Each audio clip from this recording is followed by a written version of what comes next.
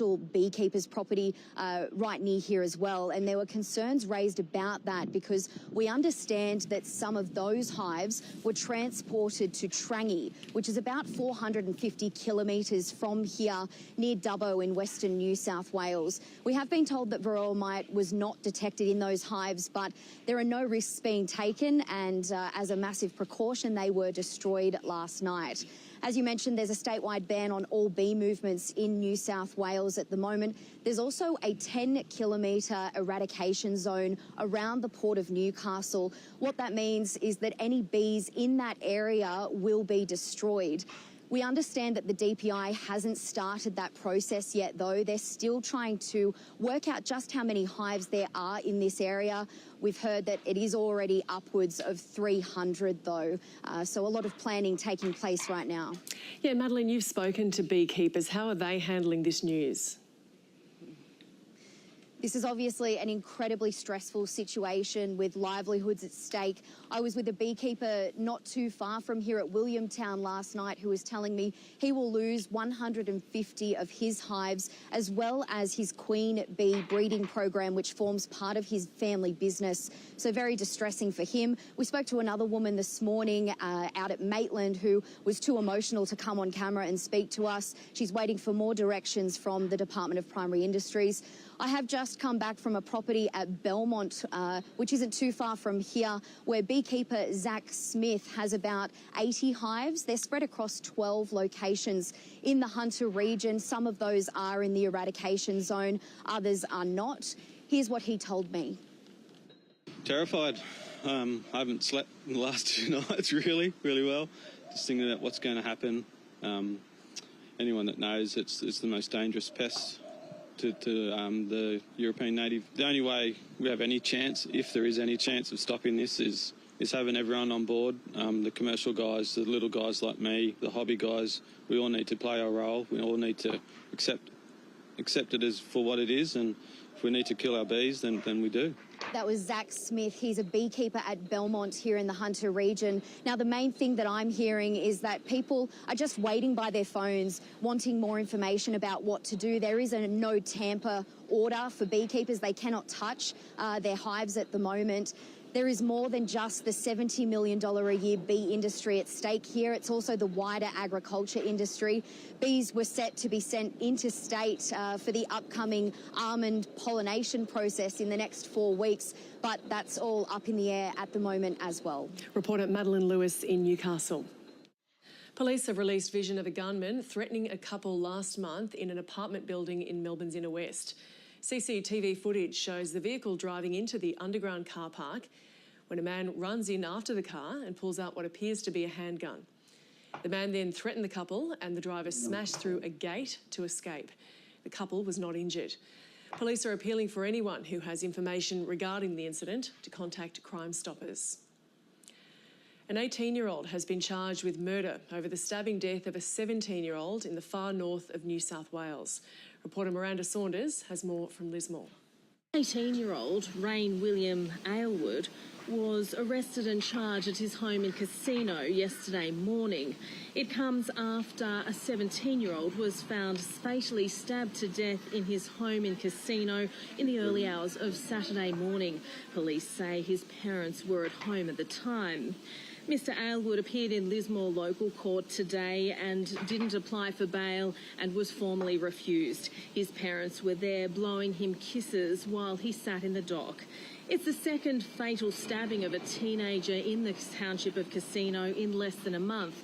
A 17-year-old was fatally stabbed 3 weeks ago outside KFC. An ABC investigation has found Boeing's 737 MAX aircraft has experienced 6 in-flight emergencies and dozens of groundings in the year since it was cleared to fly again. The troubled aircraft has been grounded for 20 months following 2 catastrophic crashes which killed hundreds of people. And 60 other mid-air safety incidents have also been logged on US government databases. Virgin Australia, which declined to comment on the new data, has ordered 4 of the same MAX 8 model which crashed and 25 of the larger MAX 10 model, which is yet to take to the skies. Catherine Diss from ABC Investigations reports. Back in October of 2018, Lion Air Flight 610 plunged into the Java Sea just after takeoff from Indonesia.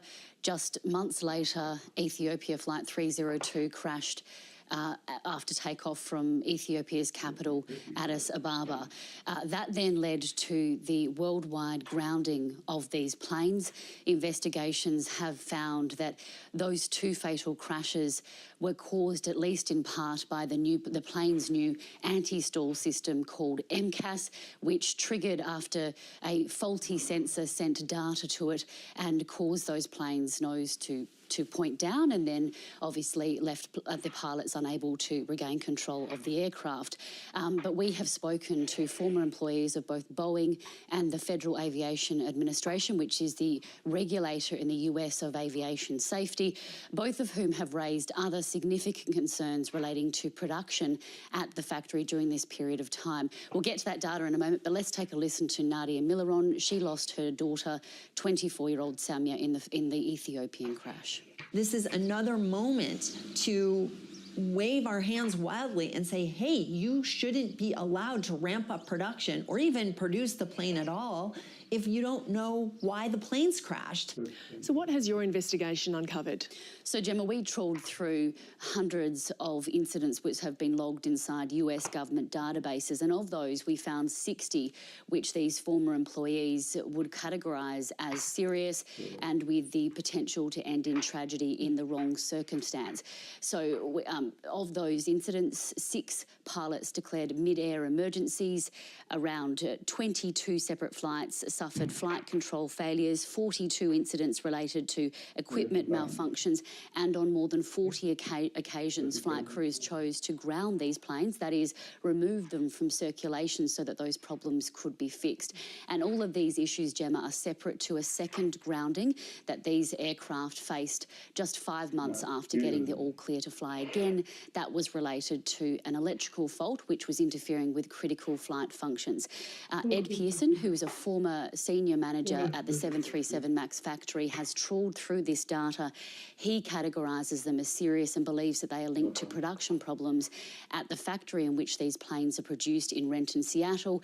He raised the alarm before the first crash with senior management at Boeing, and his concerns, he says, went unheeded. Let's take a listen to what he had to say. There are a lot of similarities between what we're seeing in some of the reports that are out there now with what happened during these 2 crashes. I was very concerned about, those types of embedded hazards and defects. Every one of our factory health metrics was just hitting the worst record lows, and it was across the board, and it was trending in the wrong direction.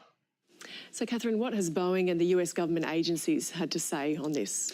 Well, Boeing has defended the safety of the MAX aircraft. They said that none of the incidents that have been identified indicate a trend, and that the reviews of the 2 fatal crashes did not find any links to production problems in the factory in Seattle. It did, however, say that it had implemented production quality control measures to better oversee its supply chain of equipment.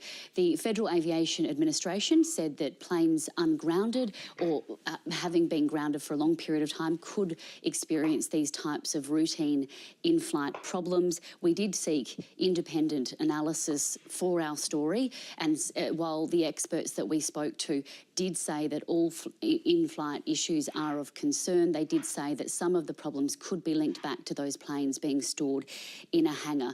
But today we can reveal that America's government is about to announce another audit into Boeing, this time of production of the 737 MAX plane. Catherine Giss from ABC Investigations, thank you. US President Joe Biden and Congress are under increasing pressure to protect abortion rights after the Supreme Court overturned a key abortion ruling. The court reversed Roe v. Wade over the weekend, which is a half-century-old ruling guaranteeing nationwide abortion rights, and returned that power to individual states. Protests have continued for a 3rd day as several Republican-led states bring in immediate bans. North America correspondent Jade McMillan reports from Oklahoma. Even ahead of the Supreme Court's decision to overturn Roe versus Wade, Oklahoma already had the strictest abortion laws in the country. It had recently passed legislation allowing for civil lawsuits, effectively banning abortion from the moment of fertilisation. And when the Supreme Court handed down its decision, it also moved on a so-called trigger law, meaning that very quickly criminal penalties were introduced. Now, they're going to be stepped up in a couple of months' time, meaning that anyone convicted of performing or attempting to perform an abortion could face up to 10 years in prison or a $100,000 fine. The only exception here is in the case of a medical emergency where the woman's life is at risk. There are no exceptions for pregnancies caused by rape or incest. And while the woman herself won't be prosecuted, the Attorney General is warning that anyone found to have assisted her could be. Now, that is very concerning for people like Susan Brazelton. She is a volunteer at a local abortion clinic, escorting women from the car park into the building. She's also a board member of an organisation that provides financial assistance to women seeking an abortion. And so that organisation's work has been temporarily, at least, halted while it works out whether it could be prevented from supporting those women. But here is how she described the moment when she heard of the Supreme Court's decision. I was in my car and cuss words were escaping my lips at a rapid pace. I was just devastated. I was just this. It was one of those things that you thought it would never happen because it logically doesn't make sense. It doesn't make sense to take away rights from 50% of the population. Wendy Stearman is a state Republican representative. It was her bill earlier this year that led to those civil penalties. And she says that she is very proud of her state's record on this issue, and she says that she was thrilled when the Supreme Court made its ruling and handed power back to the states. It's something that has been in place since a year before I was born, and so my whole life, abortion has been taken from the states. The decision concerning that has been taken from the states, and to see it return to the states where it rightfully belongs is phenomenal. So many people never thought that they would live to see this happen, and now it has happened. She hopes that other states will follow Oklahoma's lead. Around 13 were expected to act on these so-called trigger laws, and overall up to half of America's states are now expected to ban or significantly restrict abortion.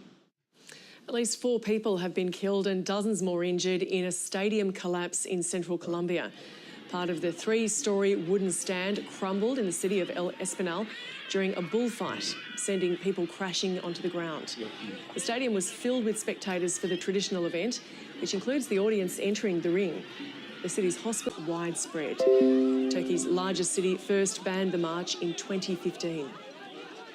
Let's get the finance news now. David Chow joins us. David, the trading day nearly over. How's the market looking? Well, at this rate, Gemma, it looks like the markets are going to end on a very strong note, up about 2%. So it's a very strong trading day with no real economic data or updates to drive this enthusiasm. So very much it seems like investors are buying the dip because the market has just fallen so much in the last few weeks. So I guess there are enough buyers in the market who reckon maybe the recent sell-off was an overreaction and that the worst is behind us. Well, there's no real way of telling. So they are very much making a bet and taking advantage of, I guess, lower prices and hoping it can only go up from here. Now, when you look at the sectors, tech, financial, consumer, discretionary and energy are the best performing sectors today, but that's because they were some of the worst performing sectors in recent weeks. So I guess it's very much buying the dip action today, Gemma. So we'll take a look at the market figures. We can see the All Ords and ASX 200 at this rate, they're going to finish 2% higher, which is a very sharp rise. But even with today's gains, it's not enough to offset the losses from the past few weeks. Overall, the market has plummeted by 7% since the start of this month. Now, looking at top and bottom movers, Metcash shares have jumped after the IGA owner announced a solid full-year profit and an impressive dividend. Imugene surged 42% after announcing positive results from one of its cancer drug trials, while Link Administration is the subject of a potential takeover, but its share price rose even though its suitor, a Canadian software company, has reduced its offer price. And shares in insurance company Suncorp have risen on speculation it might split off or sell its banking division. And the worst performer is the gold miner Evolution Mining, down 21% after the company lowered its production guidance substantially. So the Aussie market followed a strong lead from Wall Street. Last Friday, the recovery continued as investors bought the dip in the US, which led to a big rebound for the Dow Jones, up 2.7% to a 3.3% jump for the NASDAQ. The Aussie dollar is a little bit weaker. It's buying 69.3 US cents. And in commodity markets, gold is a bit higher at $1,835 an ounce, while oil prices are a bit flat. Brent crude at $113 a barrel, despite worries about a global economic slowdown, which would reduce demand for fuel. And finally, we're just days away from the end of the financial year, which means it'll soon be time to lodge tax returns. ABC business reporter Naseem Kadem takes a look at this year's ATO hit list for claims. It's that time of year again, tax time. Every year, about 8.5 million Australians claim about $20 billion worth of work-related expenses. The average claim is about $3,000. To help us get a better understanding of what the ATO is looking at this tax time, I'm here at the tax office and I'm going to be speaking to Assistant Commissioner Tim Lowe. Hello, Tim. Hi, Naseem. How are you? Good, thank you. Good to see you. Good to see you too. So, Tim, a lot of people will have COVID-related work expenses. What are some things they can and can't claim? Now, what we are seeing from people is people continuing to claim car and travel expenses at pre-pandemic levels, but we do expect car and travel expenses to go down quite significantly because if you've been working from home, you can't be at two places at once. Now, with those rapid antigen tests used for work purposes, you need to satisfy 3 rules. You must have spent the money yourself and not be reimbursed by your employer. Secondly, it must be related for work-related purposes. Rental deductions is always a big one. What are some things you're looking at here?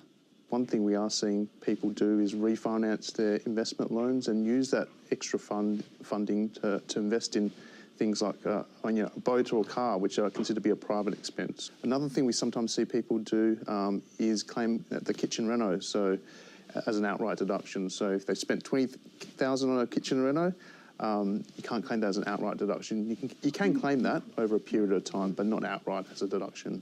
Cryptocurrency is obviously growing in popularity. How many Australians are claiming in this space, and what are you keeping an eye on? Over 800,000 Aussies have been investing in crypto in the last few years. So we really focused this year on making sure people understand that when you sell, swap or exchange crypto, there is a taxable transaction, and also to make sure that you keep good records. Thank you so much, Tim. Thanks, Naseem. There are growing concerns the multi-billion-dollar global vaping industry is causing nicotine addiction in teenagers and young adults. Tonight's Four Corners looks at the booming black market in Australia, where some suppliers are illegally selling nicotine vapes either online or under the counter in stores. Four Corners reporter Grace Tobin has more from Sydney. There's a thriving market out there. Children that we spoke to, teenagers, told us that really the main way that they're buying nicotine vapes, which are illegal here, is through social media. So we found literally hundreds of suppliers online across Facebook, Instagram, TikTok and Snapchat. I guess to test it out, I actually messaged one of these dealers, to find out, I guess, just how kids are getting their hands on this. It was a really simple exchange, actually. He said that he'd give me free delivery so long as I bought at least 5 vapes. I met up with him at a park, and, the whole exchange took about 30 seconds, a kind of cash deal as such. And, ended up with a bunch of cheap disposable vapes that had been imported from China with really high levels of nicotine. And as I said, this is really the main way that kids are getting their hands on it. But vapes like this are also being sold under the counter in major tobacconist chains and also convenience stores. It is a major concern. The health advice in Australia is that vaping is harmful, and that is particularly for young people and non-smokers. So, vaping was hailed as a new way to quit smoking, and certainly we have spoken with ex-smokers who say it has been helpful for them, but the health advice is that it's, a harmful practice, that it can cause addiction. Nicotine itself is highly addictive, so you can imagine for teenagers trying this out at a really young age, that can cause, future long-term addiction issues. And, the health advice is really that they want to put a stop to this. In the States, they have really struggled with it. A few years ago now, they declared a nicotine epidemic with teenagers. Australia seems to be a few years behind that, and it's something that schools are really struggling with, parents are struggling with, because it is quite a difficult thing to actually detect. They're sweet, fruity smelling sort of devices that you wouldn't necessarily know kids are doing. One of the principals we spoke to said that, kids will say, oh, that's just my deodorant or it's my new perfume. So it can be quite difficult to figure out, what's going on in schools. You can see Grace's Four Corners investigation tonight at 8:30 p.m. on ABC TV and anytime on ABC iView. Let's check in on tomorrow's weather in the capitals now. A mostly sunny day for Brisbane, possible shower again for Sydney, frost and then sunny in Canberra. It'll be a cloudy day for both Melbourne and Hobart, a sunny one for Adelaide and Perth, and a top of 29 degrees in Darwin. You can keep up to date at news.abc.net.au and on ABC iView. Here are our top stories on ABC News. G7 leaders meeting in Germany have set up plans for a global infrastructure partnership designed to counter China's influence in the developing world. The initiative aims to channel more than $800 billion from the G7 economies by 2027. The money will be spent on projects similar to those funded by China's Belt and Road Initiative. Police have made 10 arrests after climate change protesters blocked traffic entering the Sydney Harbour Tunnel this morning. A woman locked herself to the steering wheel of a car which had been parked across southbound lanes. Around 60 demonstrators also caused havoc in the city, throwing garbage bins and pavers from construction sites into the street. New government data shows less than half of Australian women are working full-time and are missing out on higher paid management positions. This is the first time the agency's workplace gender equality data has been broken down by age. The data shows the gender pay gap affects every generation, but men and women between 55 and 64 years of age have the widest pay gap of 32%. And the vaping black market is thriving, despite it being illegal to sell or possess nicotine vapes without a prescription. The Four Corners investigation has found vapes are being sold under the counter in major tobacconist chains and convenience stores, as well as on social media. State and federal authorities are attempting to crack down on the practice. It's time now to check in with afternoon briefing host Greg Jennett. Greg, it's been a big day for the Prime Minister on the international stage. Yes, we're hoping to get an update, Gemma, from Anthony Albanese, or at least from our political editor, Andrew Probyn, who is travelling with the Prime Minister. They've recently touched down in the Middle East. So, yeah, we're just preparing something now from there. And so that will paint a picture, I suppose, of what lies ahead primarily for Anthony Albanese. He is making his way to the NATO summit. That'll be held in Madrid. And then after that, he's off to Paris for one-on-one meetings with Emmanuel Macron, the re-elected president there, no doubt trying to patch up differences in the past over submarines in particular. But also today, Gemma, there are a few other issues rattling around in national affairs. We're going to explore a suggestion being put forward here to allow pensioners to do more regular work without losing any of their payments. This is an idea that's supposed to entice people back into the workforce. workforce. And let's face it, workers are much needed right now. We're also going to check in on the phenomenon of Australia's growing commercial satellite launch industry. Well, it hopes to grow. It certainly got off to a successful start in the wee small hours of this morning, Eastern Time, with a brief mission up and back to take a glimpse into outer space. So we'll talk to the operators of that successful mission, as well as picking apart some other issues of the day, Gemma, with a panel including Kate Thwaites and the Liberals' Andrew Bragg. Sounds like a great program, Greg. Thank you. And that is Afternoon Briefing with Greg Jennett at 4 p.m. Eastern here on the News Channel and anytime on ABC iView. China is making an audacious attempt to muscle in on the Pacific's most important high-level gathering, pushing for a meeting with the region's foreign ministers on the same day leaders come together in Fiji for the Pacific Islands Forum. Foreign Affairs reporter Stephen Jedgetts joins us now from Canberra. Stephen, why is this proposal going to be so contentious? Well, the Pacific typically guards its sovereignty very, very closely, and particularly this year. It's been a couple of years now, a little bit more than that, since Pacific Island leaders have been able to have a face-to-face gathering, and they're particularly keen this year to try and resolve some really difficult and quite acrimonious internal rifts. So the push has been from within the Pacific Islands Forum to basically keep this meeting largely to the Pacific. They've pushed back a dialogue partners meeting, which would have seen the major players like the US and China coming in. And the messaging from inside PIF and from the Pacific has been clear. We've got to focus on ourselves for a while, at least just for this meeting. But China seems completely unmoved by that. And now what it's done, as you mentioned, is it's proposed its own meeting with Pacific Island states, with its Foreign Minister Wang Yi and their foreign ministers, on that last day of the Pacific Islands Forum, perhaps the most important day in the year for Pacific regionalism. And the symbolism of that is very clear. One, they're pretty intent still on trying to sideline PIF as a leading regional organisation. And two, Beijing remains adamant that it's going to, or rather it remains determined, to try and push forward its agenda despite some recent setbacks, whatever the Pacific's main regional institutions might want. So do you think it's likely to go ahead, or is it going to be blocked?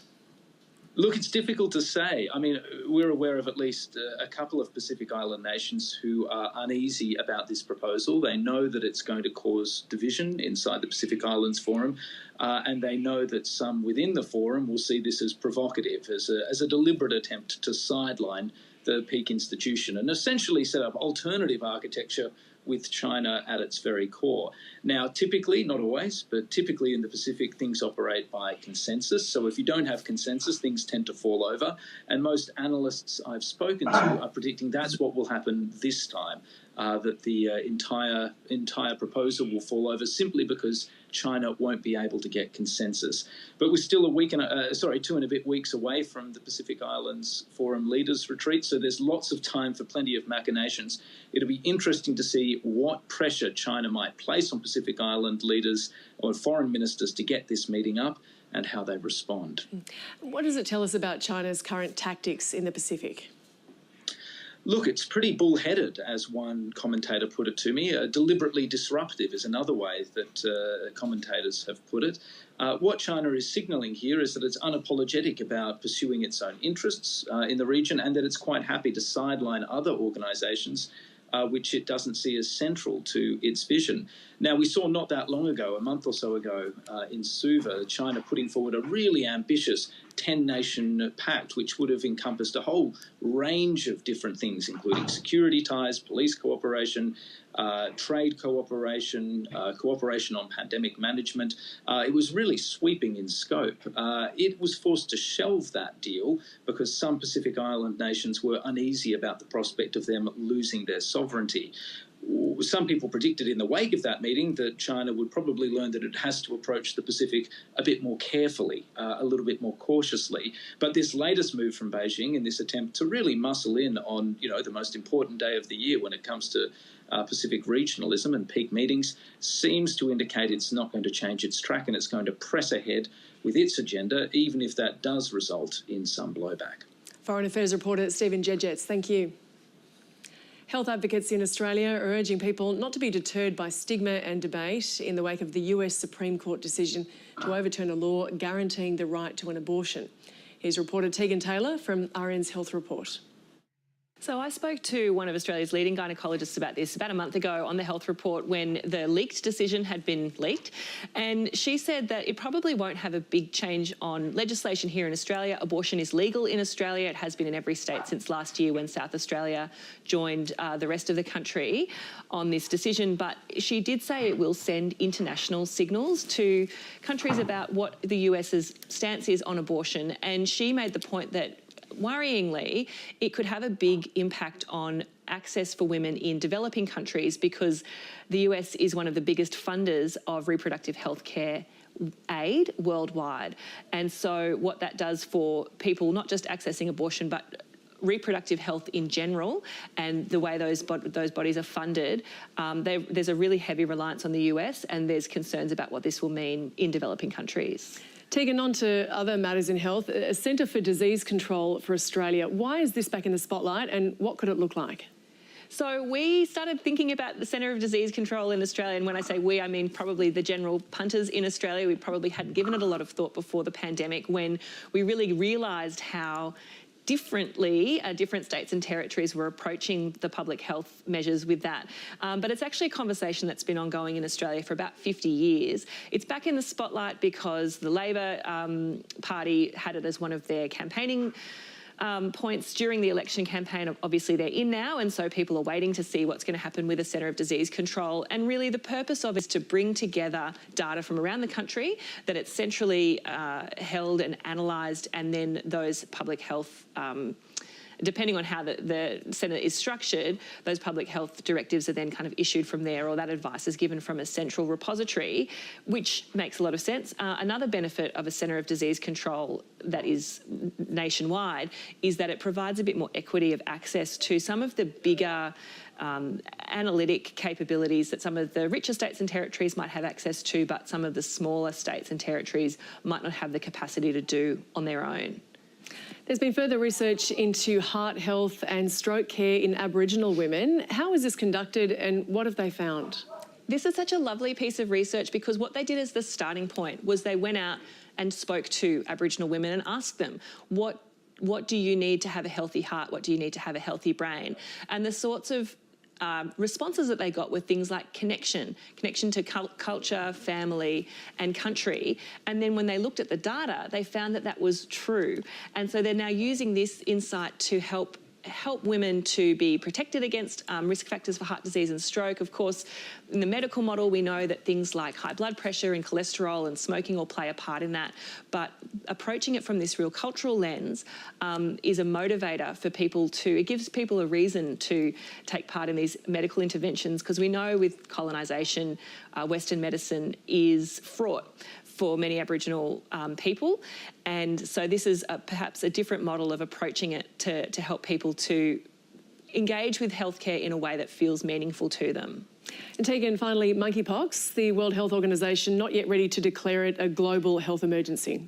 Right, so there's a certain category that the WHO can it's a lever that they can pull, I suppose, a legal lever calling something a public health emergency of international concern, and they voted last week to not call monkeypox that. As a reminder, back in January of 2020, they said it wasn't with COVID, and then a week later they changed their mind and said it was. And so if they do declare it that, it gives the Director General certain powers to make advice to countries and that sort of thing around how to manage the outbreak. They say that they need more information before they can call it that. But a reminder that monkeypox is worrying. It's in a lot of different countries, but it's not spreading at the scale that coronavirus was and is. And so even though it sounds worrying, it is quite a different beast. Tegan Taylor from RN's Health Report. Thank you. Thanks. We've known about the gender pay gap for years. The situation is getting better, but there is a long way to go. Women get paid less than their male colleagues, and according to new data, the gap widens as they age. This is because the majority of women don't work full-time throughout their careers, meaning they miss out on more senior, higher paid roles. The Workplace Gender Equality Agency has, for the first time, broken down the data by age. So let's have a look. Women aged 55 to 64 are most affected by the gap, earning 68 cents for every dollar a man earns. Although younger generations are more equal, the gender pay gap is highest at the peak of a person's career. On average, men out-earn women across all working age groups. This is most significant in the 45 to 54 age range, where the average difference is $42,000 a year. And the agency says the statistic is caused by the amount of women that work full-time. At every age, less than 50% of all women are working full-time. And after 35, women are more than twice as likely as men to be working part-time or casually. And this leads to inequalities down the track, with men more likely to be in executive positions where they earn more. In fact, the average female chief executive earns $93,000 a year less than her average male counterpart.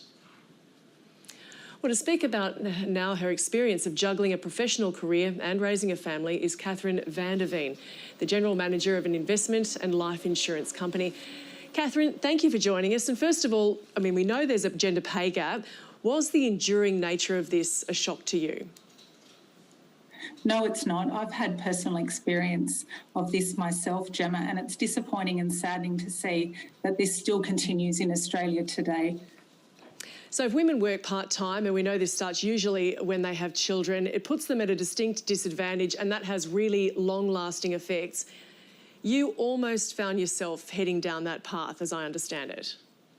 I did, and I think it's very natural that when you're starting a family, that family comes first. And so I did step back from my very busy and corporate career to raise my family. And I was fortunate that I was able to continue to contract on a part-time basis.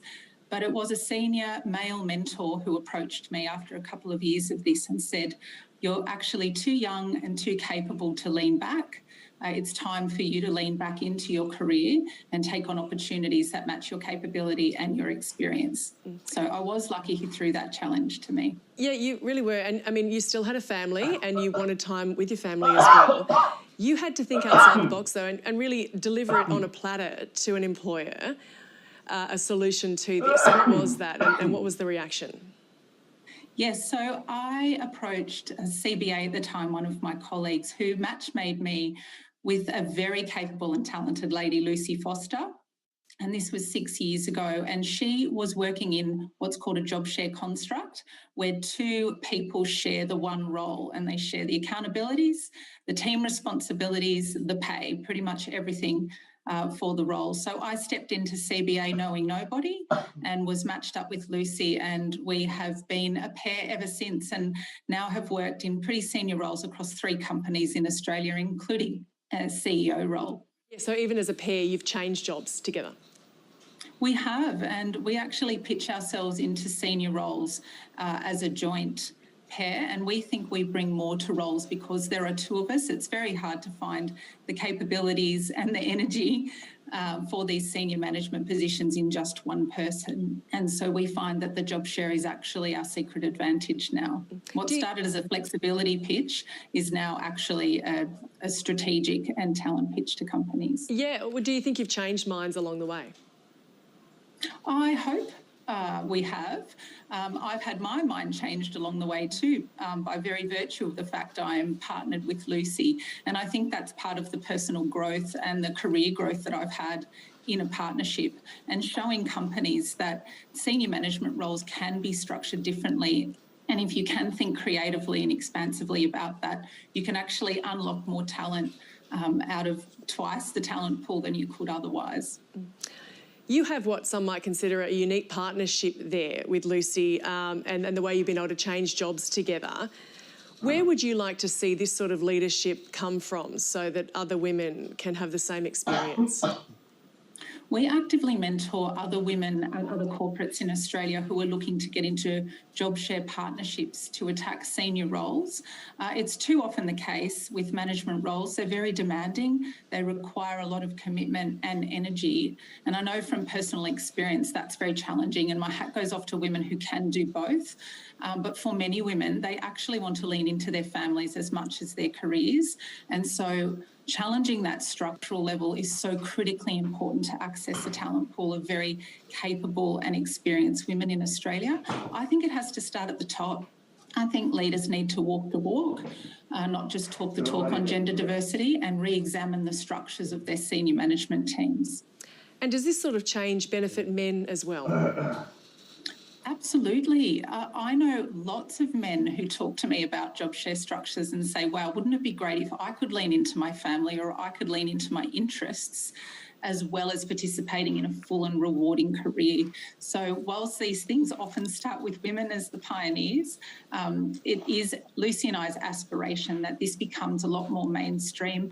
I think the push of the millennials will help us along. I don't know many millennials who want to dedicate 40 years of their life leaning in 5 to 7 days a week into management roles. This notion of a portfolio career where you can do more than one thing at the same stage in your life, I feel like there is a groundswell building for this to become more prevalent.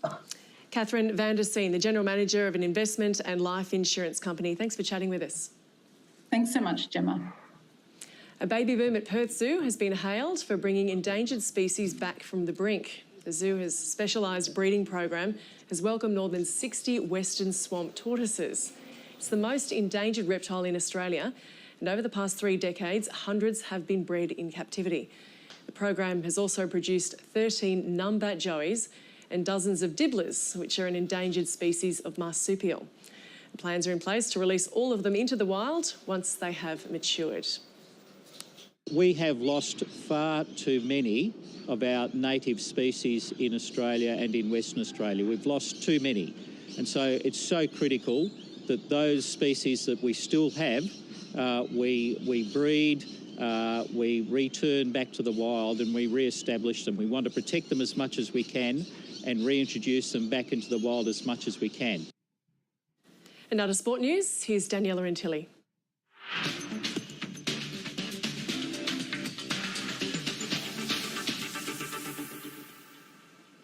New South Wales has sent this year's State of Origin series to a decider with a resounding 44-12 victory over Queensland at Perth Stadium.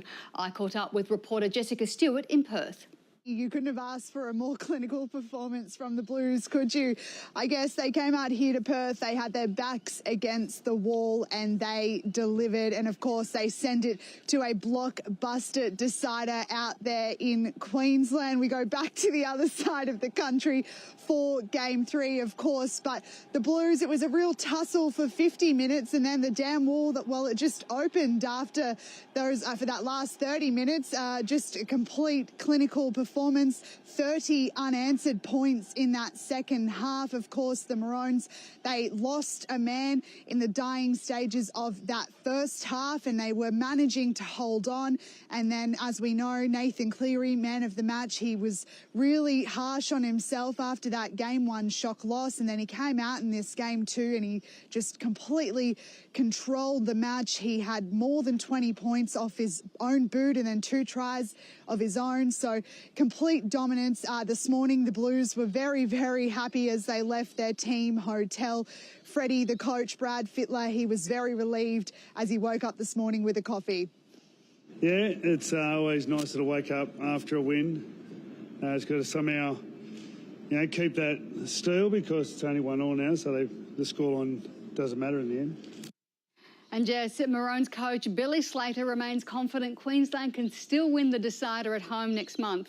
Yeah, well, I guess that's the benefit of winning the first game and then you lose the second. You do have that safety net, of course, but the Maroons will no doubt be very disappointed with the way they did play. Billy was kind of questioned quite harshly about the effort. I know there was a lot of criticism of the Maroons. With this time next week, we'll have the Game 3 team announced. As for, whether or not we've seen we saw a debutant in Murray Taulagi. Will he retain his spot? We don't know. But what we do know is Billy Slater, it was his first loss as coach. So we'll have to see how he reacts to this all. But they do go back to the Cauldron there at Lang Park, and that is a really happy place for the Maroons. They love playing in Brisbane in front of their home fans. And Jess, some injury concerns. Payne Haas left in a moon boot, while for Queensland there are worries regarding Cam Munster's shoulder. Yeah, it is a bit concerning for the Maroons. Cameron Munster, he copped a hit to his shoulder around the 50-minute mark from what we understand in that second half.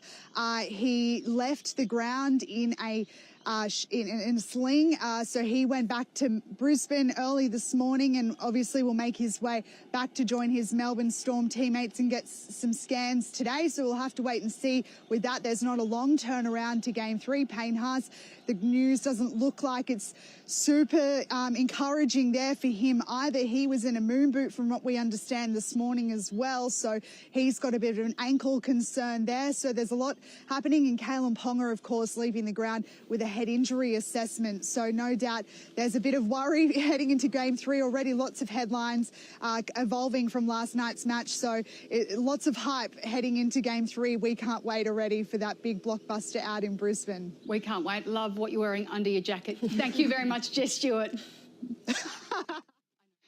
Sydney Swans coach John Longmire says there needs to be more considered research if the AFL is to look at introducing a send-off rule. Some former players have called for the send-off option following a hype up from Geelong's Tom Stewart, which knocked out Richmond's Dion Prestia during the first quarter on Saturday. The incident during the first quarter of the game has been referred directly to the AFL tribunal. Longmire says there shouldn't be a knee-jerk reaction.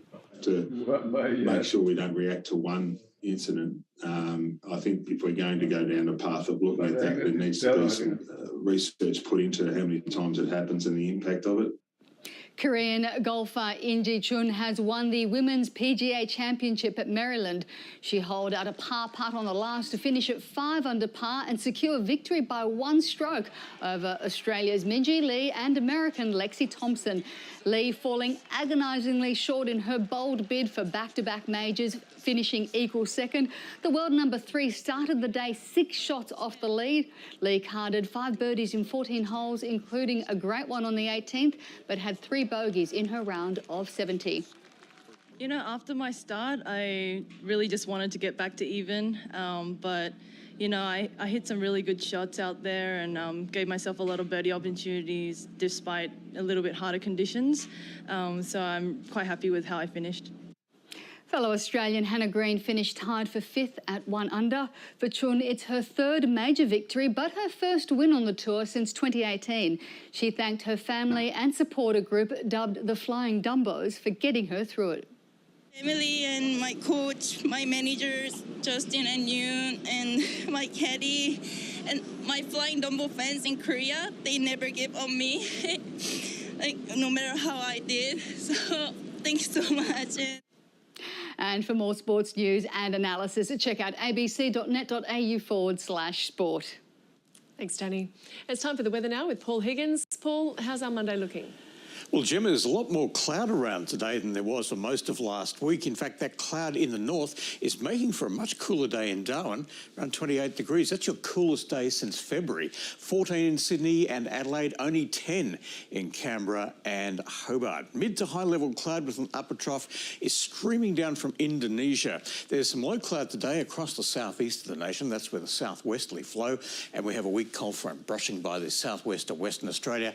Because of that, light showers have been falling mostly to the south of Perth, over the eastern half of southern Victoria, and also over parts of the top end.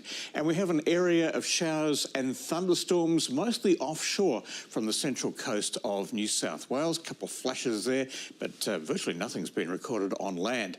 It is unusual for this time of the year, but unseasonable rain is on the cards for northern parts of the country this week, thanks to an upper level trough over central Australia.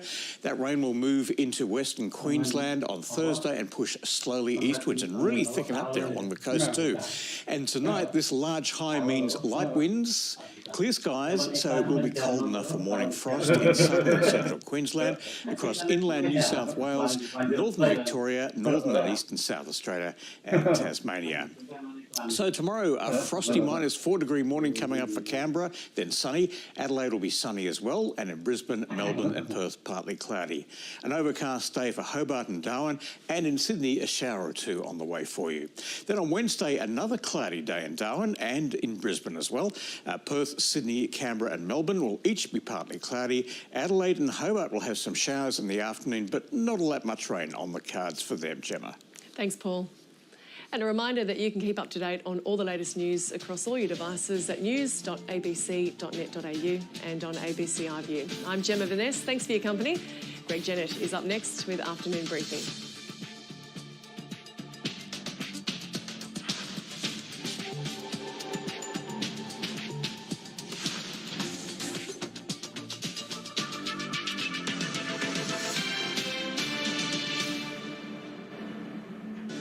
Tomorrow on News Breakfast, superstar Chris Hemsworth and director Taika Waititi sit down with us as Thor: Love and Thunder hits the big screen. And comedian Felicity Ward will be here. She is back in Australia with a new show about the pitfalls of parenthood.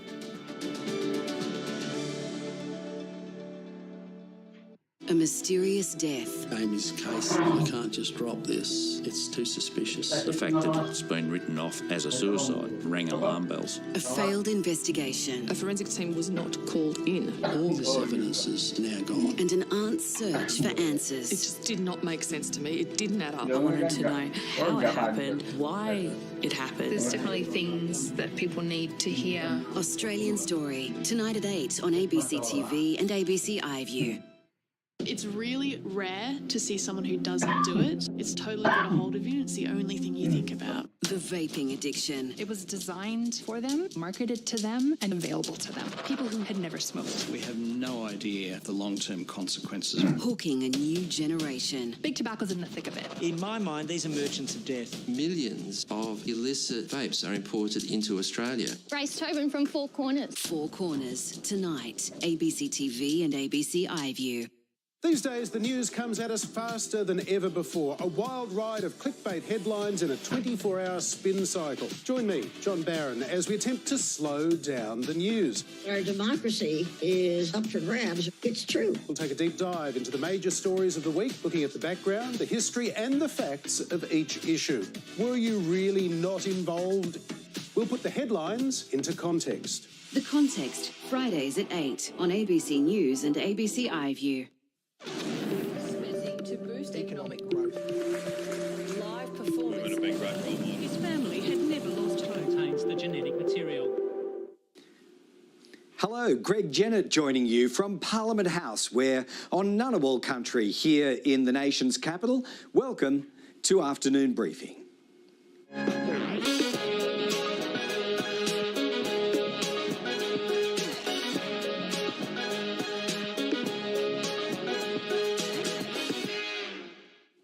Well, coming up today, we'll explore a suggestion being put forward to allow pensioners to do more regular work without losing any of their payments. The idea is meant to encourage people who've retired back into the workforce, and importantly, it appears to be winning some support in political circles. And to Nhulunbuy and beyond, we'll check in with the space entrepreneur behind Australia's first commercial satellite launch. This one out of Arnhem Land in the top end, and yes, there will be more of them to come.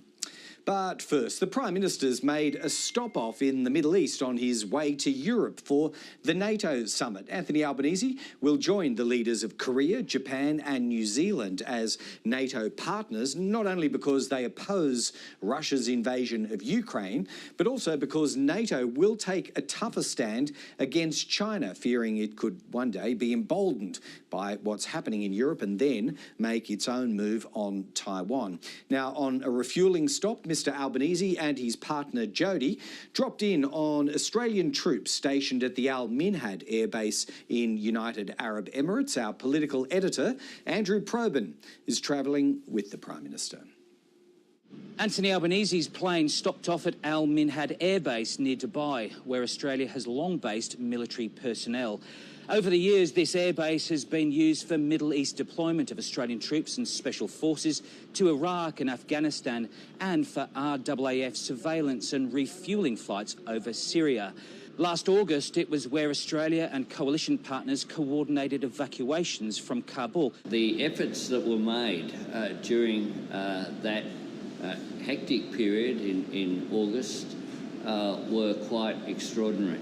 At one stage, the base was temporary home for 2,000 evacuees. None of that would have been possible without the bravery and courage of the Australian Defence Force in that dangerous evacuation exercise. The Prime Minister laid a wreath and shared breakfast with Defence and Embassy staff on deployment. Mr Albanese's next stop, Madrid, where he'll attend a NATO conference that'll be dominated by Russia's invasion of Ukraine. The PM says that in an uncertain world, it's critical for democracies to stand united with Ukraine against those who defy the rule of international law. Our values of maintaining a sense of order in the global environment is one that can't be taken for granted. It does have to be defended. By showing solidarity with Kyiv in the face of Vladimir Putin's aggression, Mr Albanese also wants to demonstrate to Chinese President Xi Jinping the values Australia holds dear. Beijing has its own territorial ambitions in Taiwan and the South China Sea, and there's a concern among Indo-Pacific democracies that if Russia succeeds in Ukraine, Beijing will be emboldened. Now, separate to that journey, Anthony Albanese's also spoken on the phone with his Solomon Islands counterpart, Manasseh Sogavare. It's the first time the two men have spoken since Mr Albanese won power last month. Ties between the two countries have been strained since Solomon Islands struck that contentious security pact with China earlier this year. Mr Albanese and Mr Sogavare are expected to hold their first face-to-face meeting at the Pacific Islands Forum Leaders Summit. That's next month in Fiji. Now, back on parliamentary politics here, the Albanese government sounding open to possible compromise over its decision to cut the roster to one advisor-level staffer plus the standard four for electorate officers. This is for crossbench MPs and senators. This would be a reduction of 3 staff compared to the last parliament. It's brought howls of protest from the crossbenchers in the House and in the Senate, none more so than the vital swing vote of David Pocock. Now, in response, Finance Minister Katie Gallagher is both holding the line and maybe holding out a potential olive branch too. I've certainly had some discussions with independent senators about it. They've given me their feedback and, you know, we'll continue to talk with them over the next little while. But the position of the government is clear. We all need to tighten our belt. We will look at increasing resources to the Parliamentary Library to ensure that there's a pool of staff there that are able to support the work of members of Parliament and make sure that we've got sustainable arrangements going forward. Do you think, is there going to be room for compromise or negotiation, or is your position firm? Well, ultimately that's a matter for the Prime Minister with the crossbench, but our position is clear. It was put in writing. We think that it's unsustainable for independent members to have double the amount of staff that other MPs have. And I just don't cop this line that, well, you know, it's because they do more work. Every Member of Parliament does work. Every Member of Parliament sits on committees. Every Member of Parliament looks at legislation. You know, in major parties, they work through the party processes on, you know, refining our positions. You know, everyone works hard. It's a hard place. You know, if you come here, you work hard. You do. And we need to make sure that the staffing arrangements are fair and sustainable. Well, the search for workers to fill the many job vacancies open in Australia is growing more extensive by the month. Opposition leader Peter Dutton has stepped in, resurrecting an idea to give pensioners more latitude in working extra days or hours before their pension is affected by that work. His proposal is to double allowable income to $600 a week in the hope it'll entice many thousands of workers aged 67 or older back onto the job. They're worried because their pension will decrease for every dollar that they earn above the $300 threshold per fortnight. So this is about pensioners who choose to go back to part-time work. It might be that their circumstances have changed, and by increasing the threshold, we tap into those pensioners and veterans who are on a pension and choose to work at a time when the economy desperately needs it. There are tens of thousands of jobs that are going begging at the moment, and that is true in the agriculture sector, in tourism, in hospitality, in retail, and we can't wait for migration. We can't wait for this workforce to come from anywhere else. There's nowhere else for it to come from. It needs to come from people who are prepared to work now and remove the financial impediment so people can earn a few extra dollars. They won't see their pension go down, but businesses can, you know, get cracking again. We're talking about hundreds of thousands of Australians aged over 55 who are out of the jobs market presently, either because they can't get work or because tax and welfare rules make that work unattractive. The Council on the Ageing has been aware of this for quite a long time now and has offered suggestions as recently as this year to the Morrison government. That was before the election. Its Chief Executive, Ian Yates, spoke to us a short time ago. Ian Yates, great to see you again. This whole idea about trying to entice older Australians back into the workforce, or specifically pensioners, isn't exactly a new one. Well, not for the Council on the Ageing anyway. What's the more recent efforts that the Council has gone to promote this as a possible form of assistance to a work-starved economy? So certainly, Greg, and good to be with you, certainly we've been raising this as the workforce tightened, as demand for workers has grown really fast, and there are not enough in many sectors. So we were raising this with the previous government. We were somewhat surprised that it didn't turn up in the pre-election budget. We also raised it for all parties in our election statement, and we raised it with the incoming government briefs that we've sent to ministers. So specifically this one, obviously, with the workforce, the employment minister, social services minister and treasurer.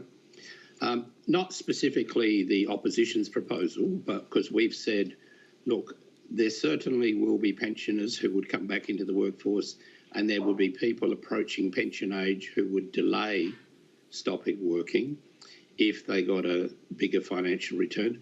We don't know precisely what that figure is and how many, but the government has huge research capacity at its availability, and it ought to be doing it if it hasn't done it already. Yeah, so the former government, at least through the now opposition leader, Peter Dutton, has suggested, taking the allowable amount of income up to $600 per week. You don't have anything on those numbers as to, whether that would encourage 400,000 workers, for instance, back off the pension and into more regular work?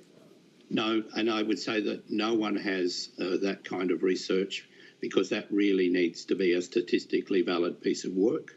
We've had various organisations say, we surveyed our members, but that's a do you want to answer or not answer. Yeah. You actually need to test, and you would want to test a number of different levels. Okay, if we put the work bonus up from 300 to 450, what would that do? If we put it up to 600, what would that do? If we put it up to 900, what would that do? And this is about what's called the work bonus, which effectively is the amount of money that the pension system ignores before they start income testing. Yes. So at the moment, that's 300 a fortnight, plus you can earn another 180 a fortnight with the income test without losing any money. After that, you lose 50 cents in the dollar. But we don't know what those figures are, and but between now and the Jobs Summit, I think the department, if it hasn't already done that work, could do some good work on that. Yes, and the Treasury has apparently said it could cost about $110, $112 million a year, which in the overall scheme of things wouldn't make it a particularly expensive change to welfare policy, certainly not when set against the general shortage in the labour force right now. Well, I think that's true. To do a proper modelling on this, you've got to say, okay, if that many people were in jobs, what would be the productivity benefit? We'd be producing more things, we'd be selling more things. Those people would be buying things. That would flow GST into the economy, and it would flow into the profits of companies and the tax returns of other employees. And do you have any sense, Ian, just through work that you've done over the years, which industries might be more successful in enticing pensioners back onto the job, at least for an extra 1 or 2 days a week? Well, I think we've seen, we certainly see industries that don't have people. And there's another factor here, Greg, which is the ageism and age discrimination that's out there in our workplaces, in our industries. We know that from Human Rights Commission surveys that somewhere between a quarter and a third of employers actively discriminate on the basis of age. So, and that means apart from pensioners, we've got people between 55 and 67 who'd be wanting to work who can't get it, can't get back in, and, you know, got laid off and then can't get back in. So that's something that needs to be addressed as well. And can you think, just on that point, Ian, can you think of particular measures that would be beneficial to that age cohort, 55 to 67, before you got to pension bonus issues? A number of things. A more focused job search network for older people, actively putting out there, campaigning about the value of older workers, and toughening up our age discrimination laws, which are very ineffective. But apart from that, though, Greg, as I said, we certainly know that some pensions would come back with a higher incentive. We don't know the exact numbers, but that has other payoffs as well. We know if people stay connected into community, their health is better, and their contribution to the community is better. All of these things are good. The other thing to note, of course, is that there's a fairly significant proportion of people who do stay on working beyond pension age. That's fluctuated a bit over the last 20 or 30 years, but it's still significant. And we need to understand why those people have made those decisions within the current settings. And in their case, do you think this topic that's under discussion between you and me and, you know, maybe the government before too long, do you think that would influence their calculations greatly, that they would, you know, continue working for many years? It's possible that people would, if they can get the right work, and you asked about particular industries, one that's crying out, of course, for workforce now is the aged care sector. And you can be older and work in that sector. In many of the roles, people are being paid properly, and it's a question: how much of my pension can I keep? But it's also how much am I going to get paid each hour, and is that worth it? Yeah. So we've got to think about low-paid industries as one of the reasons that there's a workforce shortage in them. There's more than a few issues to tackle here, probably in the context, as you say, of that full employment summit that'll come around. And are you hopeful there that it might make progress on this? At least the Treasurer, Jim Chalmers, seems very open-minded about it. Well, I think Jim Chalmers on Insiders was quite open to these suggestions, and I hope the government will be open to many suggestions. Because there's a lot that can be done in terms of the fact that Australia's an ageing society, about better utilising the skills and experience of its older workforce. Well, let's see where this conversation takes the nation. Ian Yates, thanks again for joining us on Afternoon Briefing. Thanks, Greg. Well, the Federal Attorney-General is warning anti-abortion activists in Australia may be inspired by the US Supreme Court's decision to remove the constitutional right to the procedure. 6 of the court's 9 judges ruled to scrap the landmark 1973 Roe versus Wade decision, which legalised abortion across the country.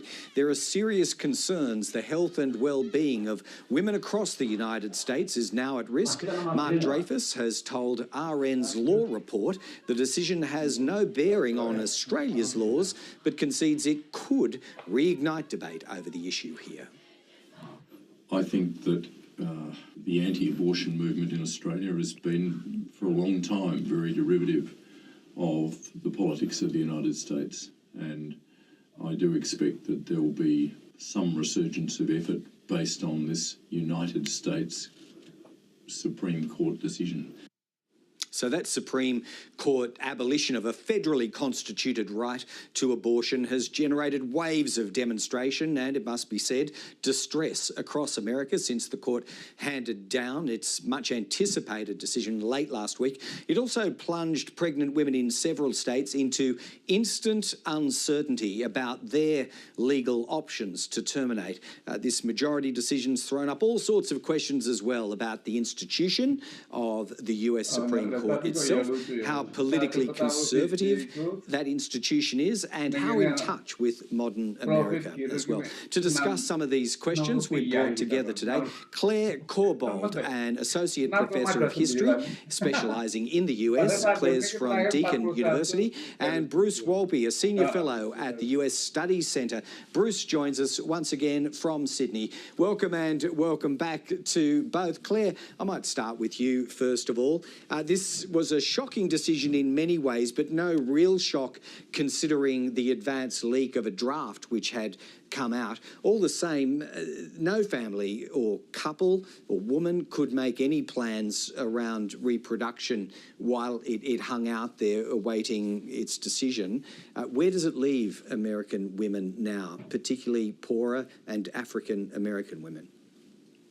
Good question, Greg, and that depends really on where they are in the United States. But in several states, there are long-standing laws, some of which date back to many decades. For example, in Michigan, there's a law from 1931 that's on the books still and will come into effect as soon as Roe is overturned. In states such as Alabama, 3 or 4 states, from Friday, from the handing down of this decision, abortion is now effectively impossible to obtain legally in those states. Other states have introduced, about 15 states have introduced laws anticipating, for quite some time they've been anticipating that this might happen, and in some of those they've put in a sort of clause that allows women to obtain abortions legally for another 30 days. And Claire, you know, even allowing for that, I think you've still got about a 50-50 split across the states, those who maintain it as a legal option. Practically, why is travel, I know it's thrown up by some people as an option, interstate travel, why is that, you know, not going to thrive or flourish or become a workable solution for many couples, families or women? Yeah, that's another good question. It's a question of resources. I mean, if you have the means and the knowledge and the access to transport, the ability to take the time off work, to find care for your existing children, whatever it is that you need, then yes, you can travel across the state boundaries to obtain an abortion. Although some states, for example, Kentucky, are trying to ban that as well, to make it illegal for other states to provide these medical procedures for people who reside in their own states, and that throws up a host of legal issues around how citizenship is defined in the United States. And that actually is the 14th Amendment to the Constitution that says Americans are citizens first and foremost of the federal United States, not of states themselves within the United States. Well, exactly, and that makes it such a conundrum of a legal decision that's been handed down. Bruce Walby, let's bring you in at this point, just on that question of workarounds and states that are closing all available, I hesitate to use the word loopholes, but mechanisms that would allow women to access services interstate. It's a mess. Were you surprised though, Bruce? I'm not surprised because the opinion was leaked, and it was a culmination of a 5 decades effort to overturn Roe by really a concerted conservative movement. And this is a decision, it rocked the country, it's an earthquake, and this is a decision of Donald Trump's Supreme Court. He pledged from the 2016 campaign onward throughout his presidency and in 2020 to say, I will appoint conservative justices who uphold the Second Amendment on guns and who are against any abortion rights under Roe. And he did it. The Senate confirmed them. There's a solid majority, as you said, and they are working their will with that mission. And as Claire said, in the disparity of women, there are about 65 million American women of childbearing age, and about 35 million of those live in states that, as Claire described, are going to have either bans or restrictions on abortion. It is an unholy mess that has taken away a right that 3 generations of women have come to live with and expect. It's not going to come as much consolation, is it, Bruce, that Justice Alito has somewhat confined his decision to abortion uniquely. That is to say that at least in his expression of the decision, Justice Alito, this may not spread across into future judgments around same-sex marriage, for instance. Does that apply to all judges on the court, though? Nor does it apply to all politicians. I mean, Clarence Thomas said the reasoning in Roe should be applied to other provisions such as gay marriage, and that should be undone. The other thing is that the movement wants, the Supreme Court said this decision should go back to the states, let the voters decide. But guess what? The Republicans in Congress, should they take a majority in the House and the Senate next year, want to pass a bill saying, okay, we're going to ban abortion everywhere in the United States. So this has not only lit a fuse, it's exploded, and the repercussions from that explosion will play out in the years ahead. And Claire, what do you think some of those repercussions, moving away from political commentary, which I guess is not strictly in your line of work, Claire, but the real life consequences for people affected in these Republican states in particular? I'm thinking of big states like Texas. They seem totally at sixes and sevens. Those who operate clinics, who we've heard in the media over the last few days, have no real way to work through this, apparently. That's right, because there are, in fact, several laws on the books in many states that may contradict one another. They have different penalties for abortion providers and for women who want to seek these medical procedures that may actually be at odds with one another. So there may be room for all kinds of, not only confusion, but also for more court action to decide which of those laws is going to apply in any particular case. And to use that word again, Claire, unique, I mean, I was quoting Justice Alito, but I might turn it around into an examination of the US on this issue among Western nations. Do you think this is unique, this phenomenon to America, or could we, as Mark Dreyfus was suggesting a moment before our discussion here this afternoon, could it provide inspiration for a re-enlivenment of anti-abortion activism here and in other like countries? I think, as a historian, right-wing movements have often concerned themselves with the autonomy, women's bodily autonomy, and with reproduction and the state and with race and gender. So actually, I think this is something that should concern people everywhere in the West and indeed all around the world. And Bruce, is there any possibility, do you think, that future courts, I know judges stick around for a long time on the US Supreme Court, but this decision was many, many decades in the waiting to overturn. No one could hold out hope, could they, Bruce, that a court that changes in the years ahead might revisit this? It generally takes decades for such an important precedent to be overturned. It took 5 decades for school segregation to be overturned, 5 decades here after Roe for this decision to be reached. I think a political outcome in a national law in Congress is probably the best chance to recapture it. But the Republicans are in the strategic position right now to shape this debate and control what happens really for the foreseeable future. I do not see any relief from the tyranny of this decision. And what does that say about democracy? Presumably, they've all been elected, well, not presumably, we know they've all been elected there, as have governors and legislatures in the states. Bruce, there must be a vast constituency there that would be supportive of this decision. This has really energized people across the country, and there will be expressions in the November midterm elections. This is now on the ballot, as President Biden said. And we will just have to see how potent it will be. As President Biden is afflicted with high gasoline prices, inflation, interest rates, and so forth, but it has now taken some preeminence as people reach their judgment as to what we want our elected leaders to do.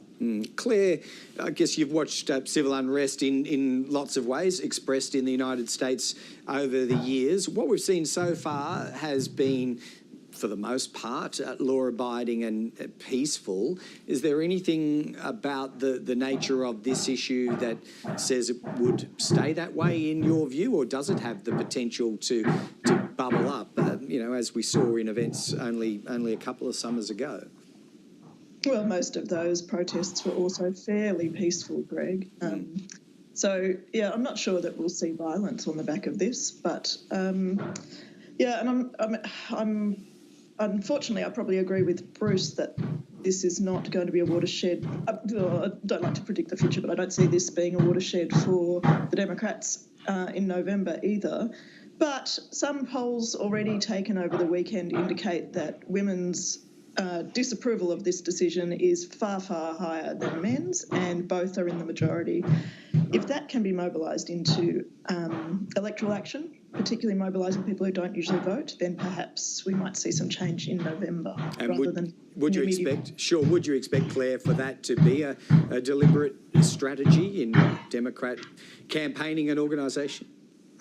Oh, it's such a tricky issue in the United States, because, and as we saw, white women voted for Trump in their majorities in both of his elections. So, given his reputation with women, there's no guarantee that women will vote as a bloc on this issue. I don't know is the short answer to that. Whether it's too hot an issue to vote on or not. But the issue here too is that this court decision, because it does touch on privacy, as you sort of alluded to before, Clarence Thomas's concurrent decision or judgment says that this is possibly a decision that could be extended to contraception inside and outside marriage. Those were the first of these decisions from 1965 and 72. And marriage based on race and gender is, by the Supreme Court, a matter for people to decide in the privacy of their own homes or in their own churches or wherever. This is now somewhat under threat by this decision, by changing what the court has decided the Constitution says about privacy. Yeah, and it remains to be seen how, active some of the other fellow justices might be around those broader questions. But can I take you both, Bruce, to you first of all, to the institution itself, the Supreme Court. I know Joe Biden formed a presidential commission on the Supreme Court to look at perhaps its enlargement or even term limits. Are we to take it that which got as far as, I think, a draft final report, are we take it that this is an exercise that is forlorn, dead on arrival? We're not going to see those sort of changes? Very hard to effect, Greg. Franklin Roosevelt tried it in the 1930s, failed, and that sort of stuck. Don't mess with the Supreme Court. It just looks too political. But I do think there is real anger at the conservative justices consolidating their majority and ruling with such abandon on such an important issue. And I think that has called into question the institution of the court, the legitimacy of the court. Its political popularity is below every other elected official and below Congress, below the presidency. So there is a cost, but the court is lifetime appointments.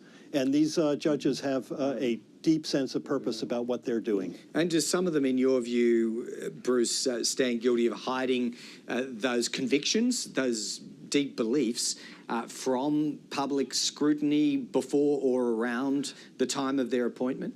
There is a question that at least two of the new Trump justices, and possibly a third, when they gave evidence before the Senate for their confirmation hearings, they were asked about their fidelity to the precedents set by the court, and do they believe in them and so forth.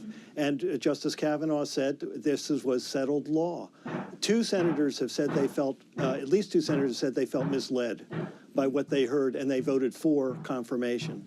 And that also goes to this issue of the integrity of the court and confidence in the institution. Yeah, and Claire, just last word to you on that.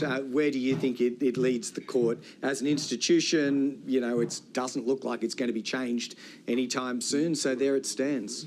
Well, when Roosevelt tried, and he did fail, but when he tried, the court was also extremely unpopular, and people anticipated it was going to strike down the Social Security Act, which was vastly important to millions of Americans during the Great Depression. And we've got something similar here. The right to abortion is something that women have come to expect and somewhat, arrange their lives, our lives around. And not just women, actually, all of us.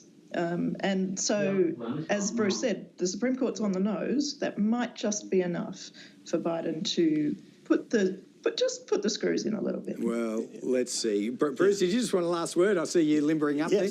Yeah, Australia has a distinct advantage. It has legislated on abortion. It has legislated on gay marriage. The United States is just a court decision. So a majority of 5 justices can nullify what the Congress what a legislature has passed. Australia's democracy is in a much better place, and this is why America's democracy, in the eyes of the world, has taken a big hit over the weekend, and it really hurts. There you go. There's a study in comparative democracy, which we'll take from you on this occasion. Bruce, thank you so much for your analysis once again, and Claire Corbould for joining us as well.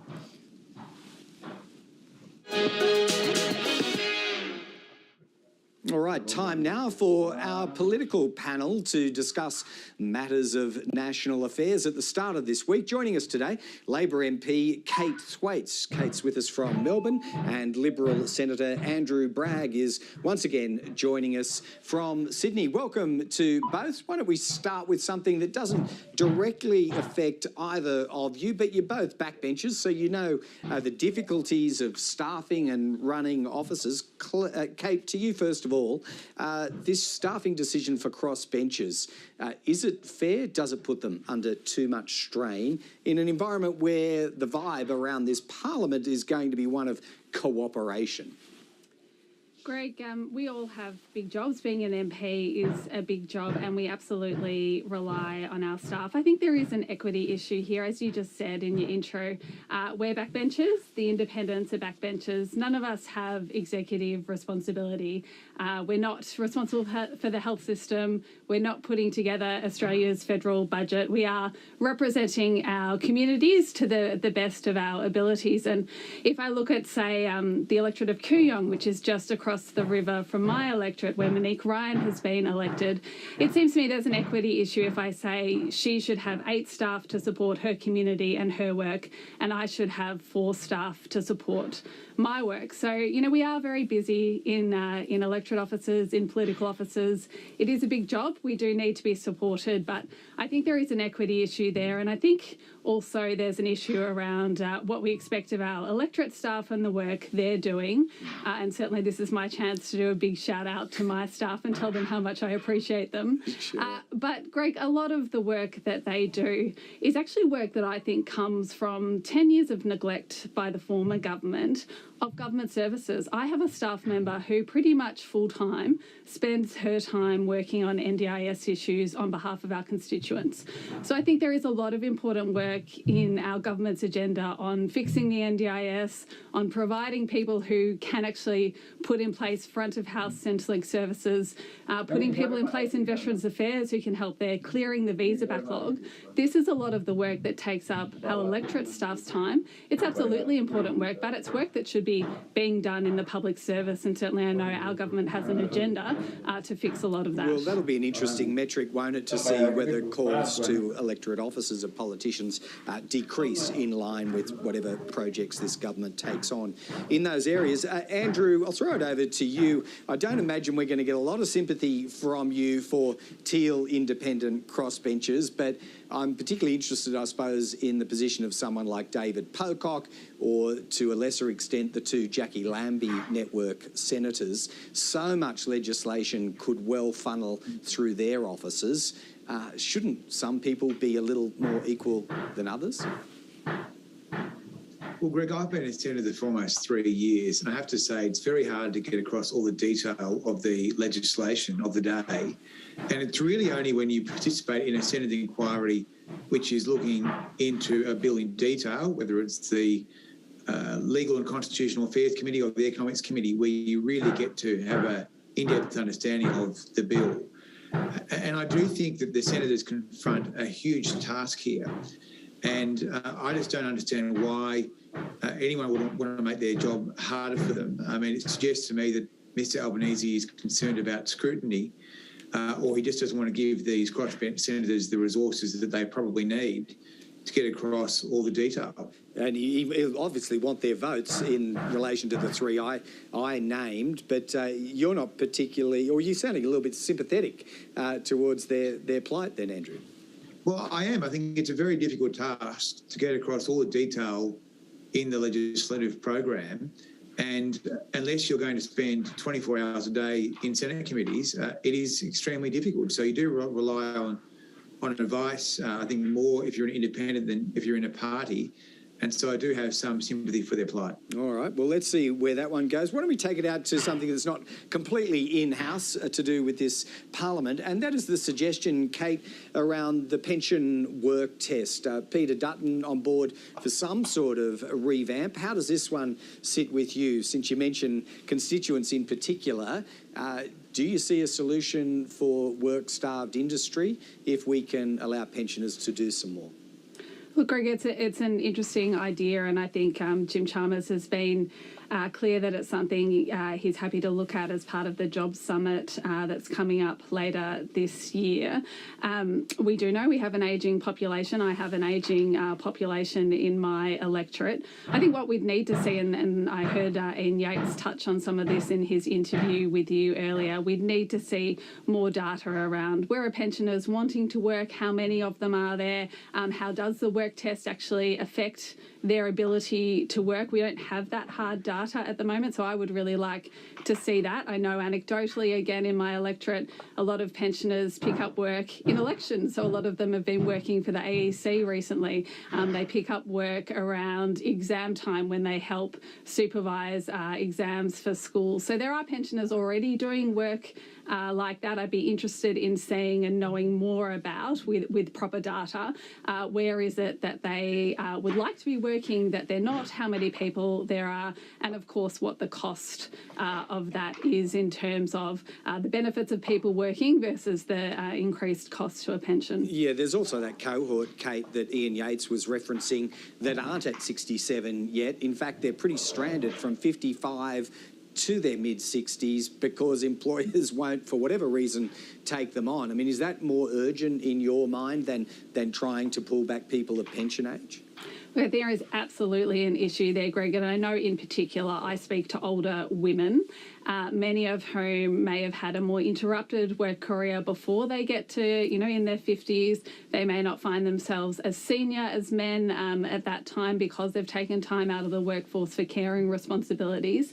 And they find trying to get into work, if they've been retrenched or if they're trying to get back in after taking periods for caring, almost nigh on impossible. So absolutely, there is probably a big focus that we could put on supporting those people to be working and making sure that our workplaces don't have that bias against older workers and that work is there when people want it. Yeah, well, that sort of bias is there, Andrew Bragg. You'd need a bit of a culture shift, wouldn't you, by employers before perhaps you'd start looking at pensioners? Would you want to target that cohort I referenced, 55 to mid-60s first? Well, I mean, I think the whole idea of these cliff faces are very problematic that people face, and we want people to be working for as long as they can. We need to increase workforce participation, but it's also good for people to be working into their more mature years. And I'm encouraged to see that Peter Dutton has been prepared to put some ideas out there. I think it's good. I'm hoping that the opposition will continue to spitball different ideas and concepts because, of course, the whole point of this is to have a contest about ideas and a debate about ideas wherever we can. I get the impression you're going to be very active on that front. Andrew, have you been throwing up a few of your own lately, fully signed up to trying to draw bipartisanship around the voice to Parliament, Aboriginal recognition in the Constitution? How hard a task do you think that's going to be at the outset for you? Well, I think that there is a very strong Liberal Conservative case for the voice. That's why I've been an advocate for it for a long time, effectively because it will establish more agency for Indigenous people. It will give Indigenous people a say over their own affairs, over laws and policies that are made for Indigenous people. I think it's very important. It serves a practical purpose. It also serves a symbolic purpose. And I would be inclined to work with everyone that's been elected to our Parliament to try and land this over the next couple of years, recognising that a referendum is a very hard thing to achieve. And I do think that bipartisanship will maximise the prospect of success. So long story short, I think it's a good idea. It's a fair idea. I'm committed to working with all members of Parliament to try and get the best possible outcome here. Yeah, do you accept, Kate, that that is a prerequisite, true bipartisanship will be, if this is to succeed within 3 years? Greg, I think we don't want to lose momentum on this. There is an absolute opportunity before us now, a very generous opportunity for us to really create a new chapter in our history, to do things for change. That is what we want to take the advantage of and work with. I would urge all members of the opposition, not just Andrew, to get on board with that. Yeah, well, he's certainly not alone. There are a few others that are very prominent. Julian Lesser, one that stands out as well. A couple of quick ones we might draw you towards. Kate, to you first of all on the gender pay gap. Yet another study showing that in particular age groups, again, upper age in particular, it's stubbornly resistant to closure. Greg, at every point of a woman's life in Australia, they are being left behind. And it is something that our government is committed to doing something about. I am really proud that we have some concrete propositions to close the gender pay gap, to make sure that women in heavily dominated female industries like childcare, like aged care, are paid better. And of course, to make childcare more affordable to help women in their working lives in Australia. I do also want us to change the way we do paid parental leave in this country, to make sure that from the very start of a child's life, men are more heavily involved in that caring, that we don't set up this dynamic in our families where from the start it's a woman who takes a big chunk out of time from the workplace, but that opportunity is there for men. So what's the unfinished business on that front, Kate? What's the go-to measure that would be needed? Evidence from overseas, Greg, shows us that what really works in that is a use it or lose it provision for men in paid parental leave schemes. So a section of the paid parental leave that is just for men, that's in addition to our current scheme, that if men don't take it, that doesn't actually become part of the offering that that family receives. Very much from overseas countries, we've shown that that's shifted the dial in how men take paid parental leave. And I know in this country, a lot of private companies are starting to offer those sorts of schemes, and men are taking them up. I think there's room now for government to get on board with that as well. What do you reckon, Andrew? Is this baked in, or can government policy move the dial on gender pay gap over the next, handful of years? Well, where the Commonwealth has responsibilities in relation to paid parental leave and also in relation to childcare, there are measures that can be deployed. But also in relation to the private economy, which is what we're largely talking about here, there are also additional disclosures that could be made, perhaps through the corporate governance principles and the like, for larger companies. In a past life, I sat on the Corporate Governance Committee Council, where significant new ESG disclosures were required on companies, and there's no reason that couldn't be applied into this space as well. Did that work? I mean, what was the real world result of that? Companies now have to report their ESG exposure, their risk profile, on an if not one-off basis if they are on the ASX. Now, I would say that's a very good starting point, but it's not getting you to the point of disclosure of their carbon emissions, which I think is the next obvious step. Yeah, okay, all right, bit of food for thought there. Just quickly, I might get a final reflection from both of you on something that really doesn't seem to intersect with Australian law in any way, but it's fascinating nonetheless, and that is the US Supreme Court decision around Roe versus Wade. Kate, we did hear Mark Dreyfus suggesting, it might just mobilise or enthuse in some way anti-abortion activists in Australia. Whether you look at the Australian crossover or just the US, your thoughts? Greg, it is a chilling decision, and I think of all those women in America now who are facing a very uncertain future, very poor, in fact dangerous health outcomes. Absolutely, it is not something we want to see here in Australia. As Mark Dreyfus said, we have a very different system and a very different arrangement in this place. But I do pay tribute to all the women and men who have fought in Australia for abortion to be decriminalised, as it is now at a state level. And this decision does remind us that we can't take that progress for granted, that rights that are won can be taken away. And it is a reminder that when people are voting for their MPs, if this is something that is important to them, absolutely they should make sure that their MP is someone who supports the right of a woman to have control over her own body. Yeah, Andrew, just finally, the difference between the political and legal structures in both countries are stark, or starker than ever in light of this decision. Do you think it changes the balance of this debate in Western countries, ours included? Well, I think it's a devastating and deeply upsetting development that people would be denied access to healthcare, which is what this is. And I think that's unbelievable that this is even a point that we need to debate in this day and age. In our system, of course, the Parliament determines which rights are available to our citizens, and that is a system which has served Australia well. In recent years, the Parliament has enacted new rights in relation to marriage equality, and of course, state parliaments have made their own calls on abortion, which of course is legal in our country. So I think our system has served us very well, and I am a defender of our constitution, which is minimalist, because I don't think we should have courts interpreting our law. We want people to be making laws in our parliaments, and then we can either keep them or get rid of them. Yeah, but certainly something to reflect on, the fact that our structures are significantly different, noticeably now. Kate Thwaites and Andrew Bragg, thanks so much for joining us on the program today. We'll get you both back before too long. Thanks, Greg. Okay, thanks, Greg. See you. Now, moments after midnight this morning, Australia entered the Club of Nations, making up this planet's commercial satellite launch industry.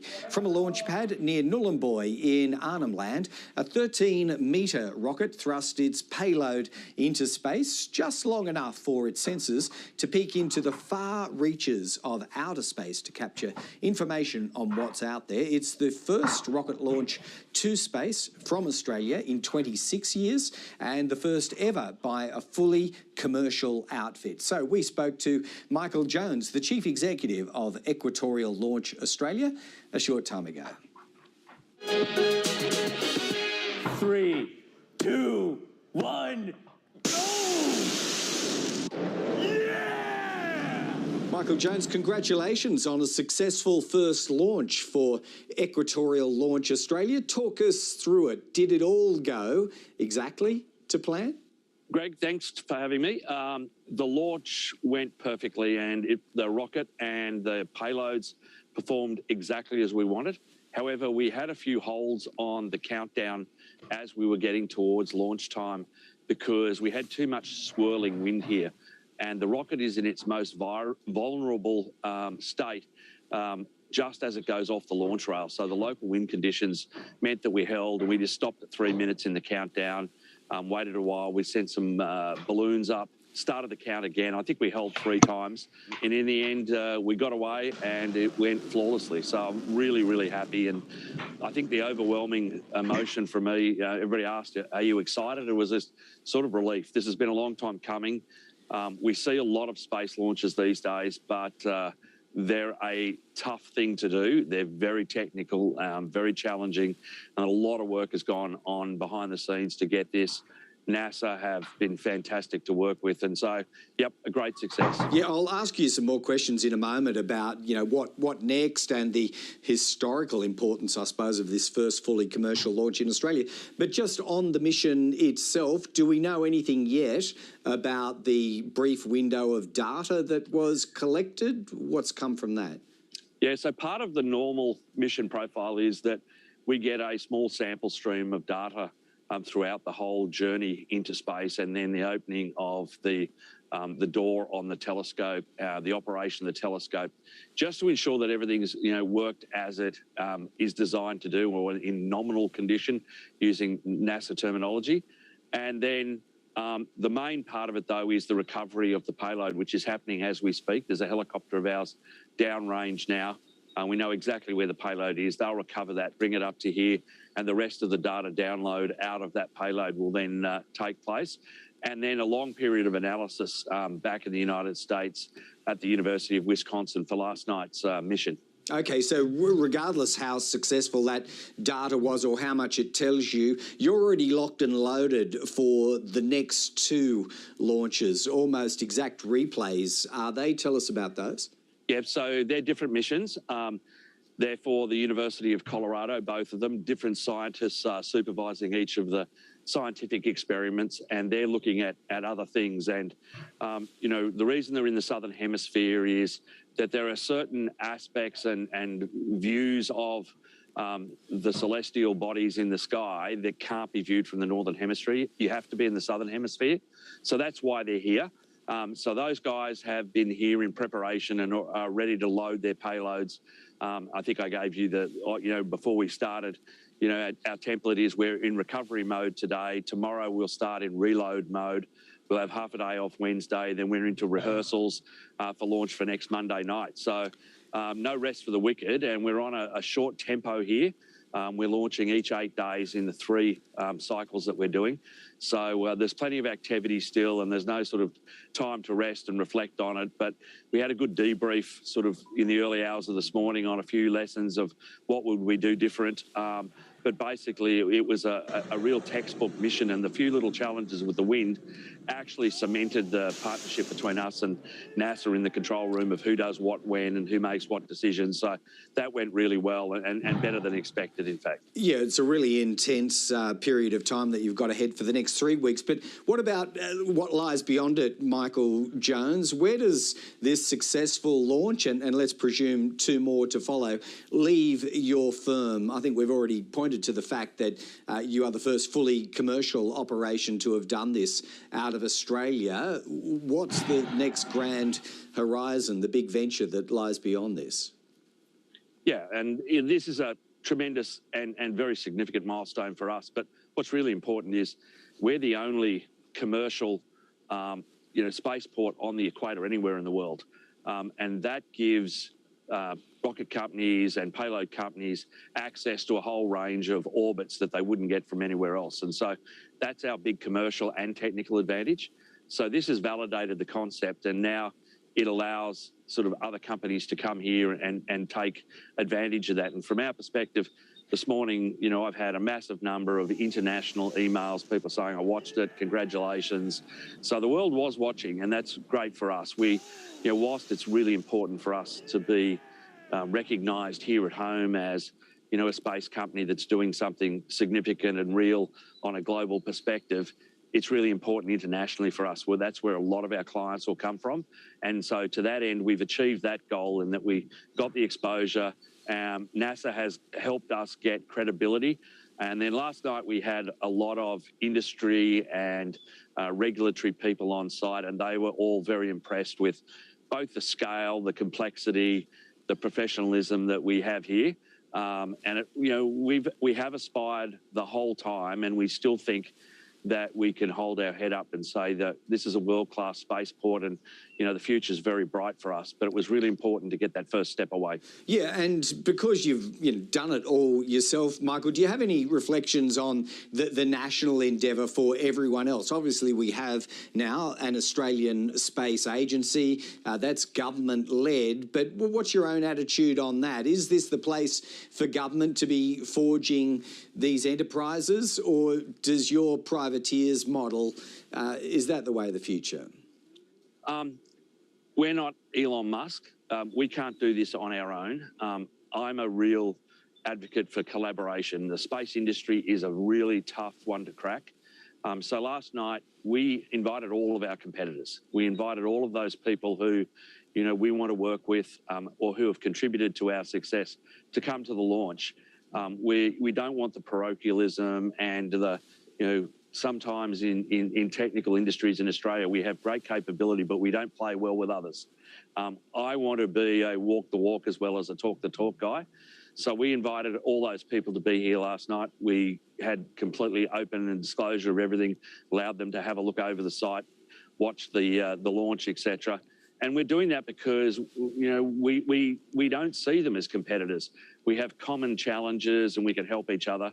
And I think I told everybody here last night in one of my speeches that as I've travelled around the world canvassing for business with the world's leading space companies, I've always been amazed by the number of Australians working in space overseas, and they hear my horrible Australian accent and come out and say hi.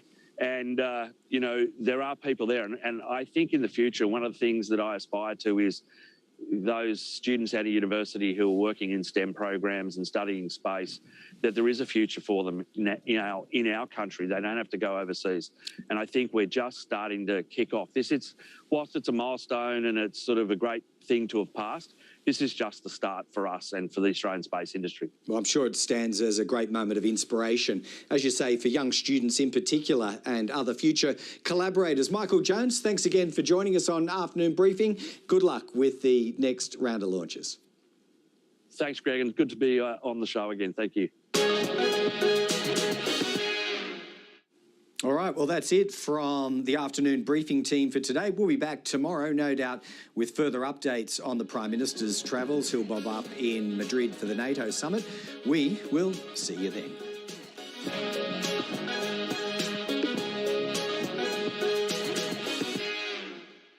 66 million years ago, the dinosaurs vanished.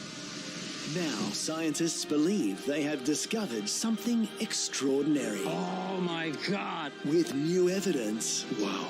Sir David Attenborough journeys back in time to the moment that ended it all. So this is a new discovery. You're at the edge of your seat every moment trying to dig this stuff up. Dinosaur Apocalypse starts tonight, 7:30 on ABC iView and TV+. Have you tried Freeview? Discover all the amazing content across free-to-air TV in one easy place. We've got over 50,000 episodes, more than 30 channels to choose from. 100% free. Visit freeview.com.au. We're about to go fishing in the deep waters of the ABC archive. Hope you catch something. Come on a trip down memory lane. You right to go? Looking forward to it. With 6 iconic Australians. Very nice to be with you, David. Thank you very much for having me. I'm ready. To get the inside story. We're going to start with something that we're not 100% sure about. Right. Of some memorable moments. Oh, my God. Oh, wow. Look at that. I remember that. How did you think your future would play out? Well, apparently I thought I was going to be the lead singer of Pearl Jam from that haircut. An eye-opening new series. Welcome to the first Norman Gunston show. That was amazing. It touched my heart. The ABC of starts tomorrow at 8 on ABC TV and ABC iView. Wednesday, it's time for Gruen. Wondering when you can put your pants back on? How did you know I wasn't wearing pants? Can you see under here?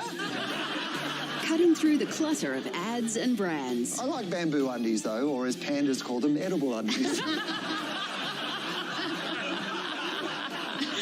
Good joke from the official comedian for the entire planet. Gruen, Wednesday on ABC TV and on ABC iView. The G7 unites against China on the first day of the global summit, while Beijing makes an audacious bid to muscle in on a meeting of Pacific leaders.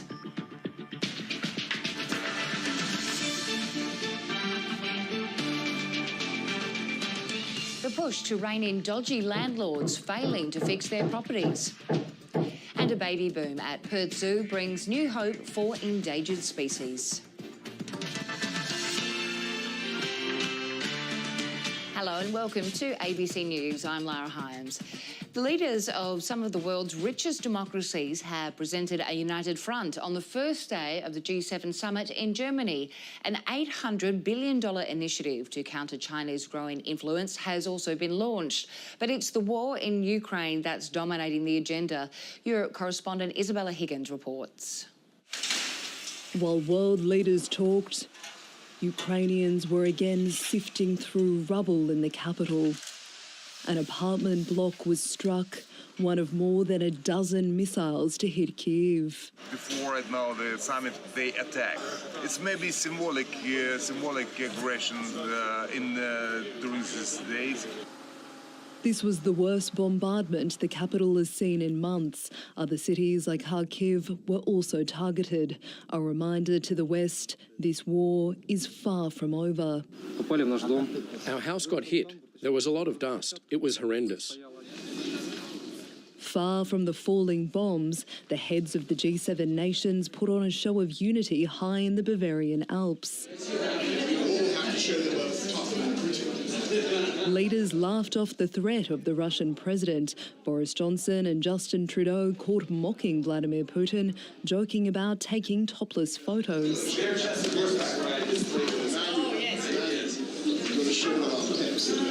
Making fun of images like this from Vladimir Putin's younger years.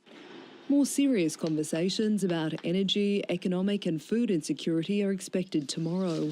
Already, the group announced sanctions on Russian gold and a more than $800 billion fund to tackle the rising influence of China in developing nations. Democracies, when they work together, provide the single best path to deliver results. The scheme is designed to rival China's 2013 Belt and Road Initiative that's funding infrastructure projects around the world. I want to be clear.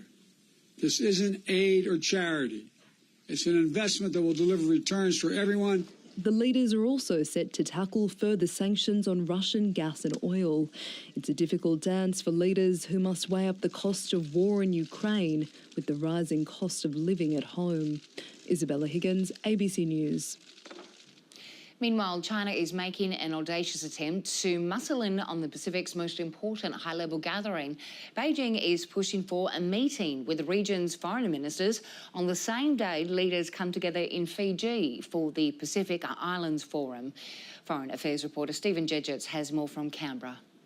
The Pacific typically guards its sovereignty very, very closely, and particularly this year. It's been a couple of years now, a little bit more than that, since Pacific Island leaders have been able to have a face-to-face gathering, and they're particularly keen this year to try and resolve some really difficult and quite acrimonious internal rifts. So the push has been from within the Pacific Islands Forum to basically keep this meeting largely to the Pacific. They've pushed back a dialogue partners meeting, which would have seen the major players like the US and China coming in. And the messaging from inside PIF and from the Pacific has been clear. We've got to focus on ourselves for a while, at least just for this meeting. But China seems completely unmoved by that. And now what it's done, as you mentioned, is it's proposed its own meeting with Pacific Island states, with its foreign minister, Wang Yi, and their foreign ministers, on that last day of the Pacific Islands Forum, perhaps the most important day in the year for Pacific regionalism. And the symbolism of that is very clear. One, they're pretty intent still on trying to sideline PIF as a leading regional organisation. And two, Beijing remains adamant that it's going to, or rather it remains determined, to try and push forward its agenda despite some recent setbacks, whatever the Pacific's main regional institutions might want. We're aware of at least a couple of Pacific Island nations who are uneasy about this proposal. They know that it's going to cause division inside the Pacific Islands Forum, and they know that some within the forum will see this as provocative, as a deliberate attempt to sideline the peak institution and essentially set up alternative architecture with China at its very core.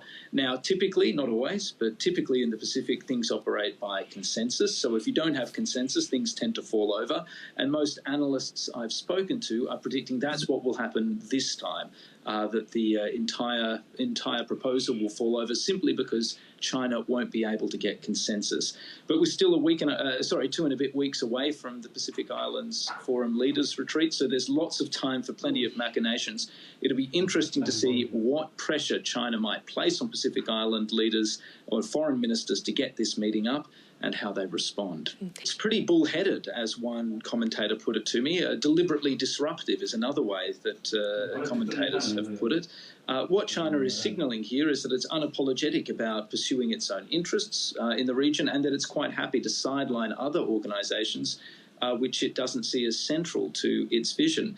Now, we saw not that long ago, a month or so ago, in Suva, China putting forward a really ambitious 10-nation pact, which would have encompassed a whole range of different things, including security ties, police cooperation, trade cooperation, cooperation on pandemic management. It was really sweeping in scope.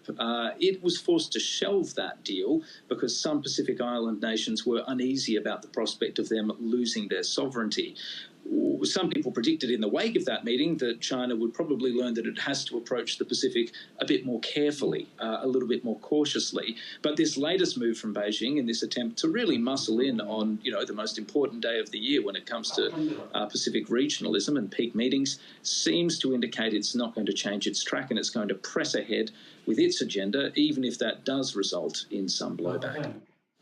Anthony Albanese is en route to Europe to attend the NATO summit in Madrid, where world leaders will be discussing Russia's ongoing invasion of Ukraine and the impact it's having around the world. It's his third overseas trip since becoming Prime Minister and will also include a visit to Paris to meet French President Emmanuel Macron. And Mr Albanese's made a quick stopover in Dubai to meet Australian Defence Force personnel stationed in the region. Political editor Andrew Probyn is travelling with the Prime Minister. Anthony Albanese's plane stopped off at Al Minhad Air Base near Dubai, where Australia has long based military personnel. Over the years, this air base has been used for Middle East deployment of Australian troops and special forces to Iraq and Afghanistan, and for RAAF surveillance and refuelling flights over Syria. Last August, it was where Australia and coalition partners coordinated evacuations from Kabul. The efforts that were made during that hectic period in August were quite extraordinary. At one stage, the base was temporary home for 2,000 evacuees. None of that would have been possible without the bravery and courage of the Australian Defence Force in that dangerous evacuation exercise. The Prime Minister laid a wreath and shared breakfast with Defence and Embassy staff on deployment. Mr Albanese's next stop, Madrid, where he'll attend a NATO conference that'll be dominated by Russia's invasion of Ukraine.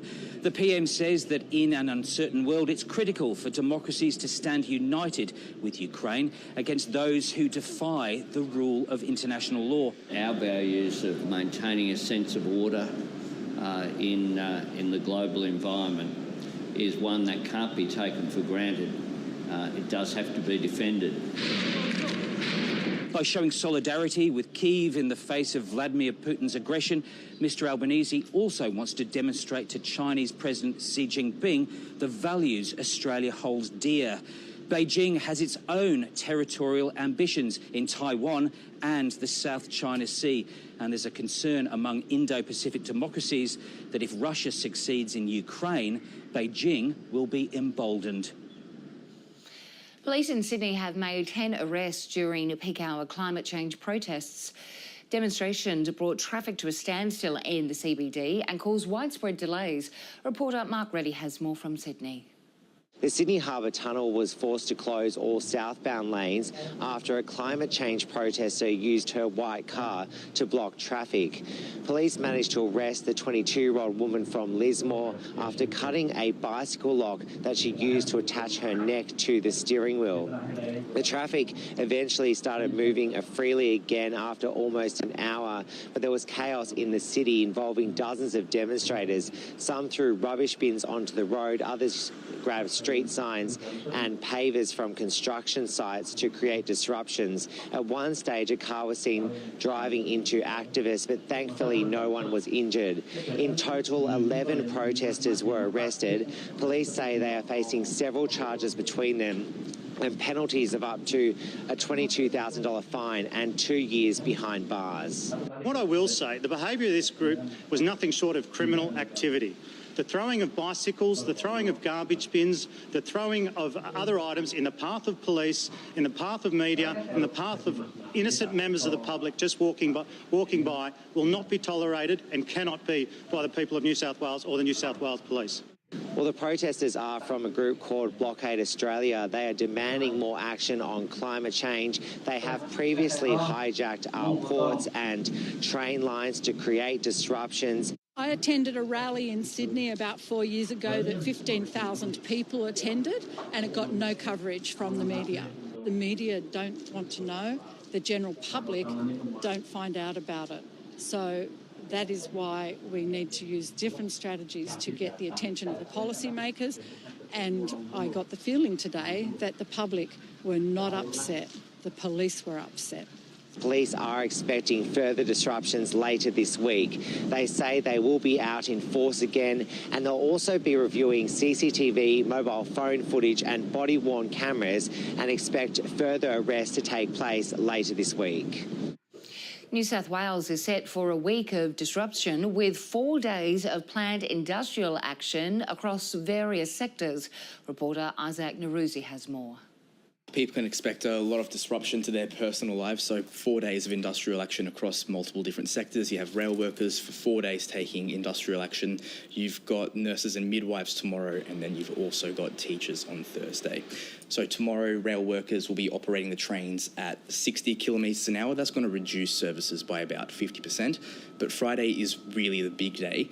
They're not operating any of their foreign-made trains. That's about 70% of the fleet, and that's going to reduce services by about 75%. Tomorrow, you've got nurses and midwives taking industrial action for a number of hours, and then on Thursday, teachers across public and Catholic schools will be going on strike for 24 hours. So schools out on Thursday. A lot of disruption for Sydney-siders.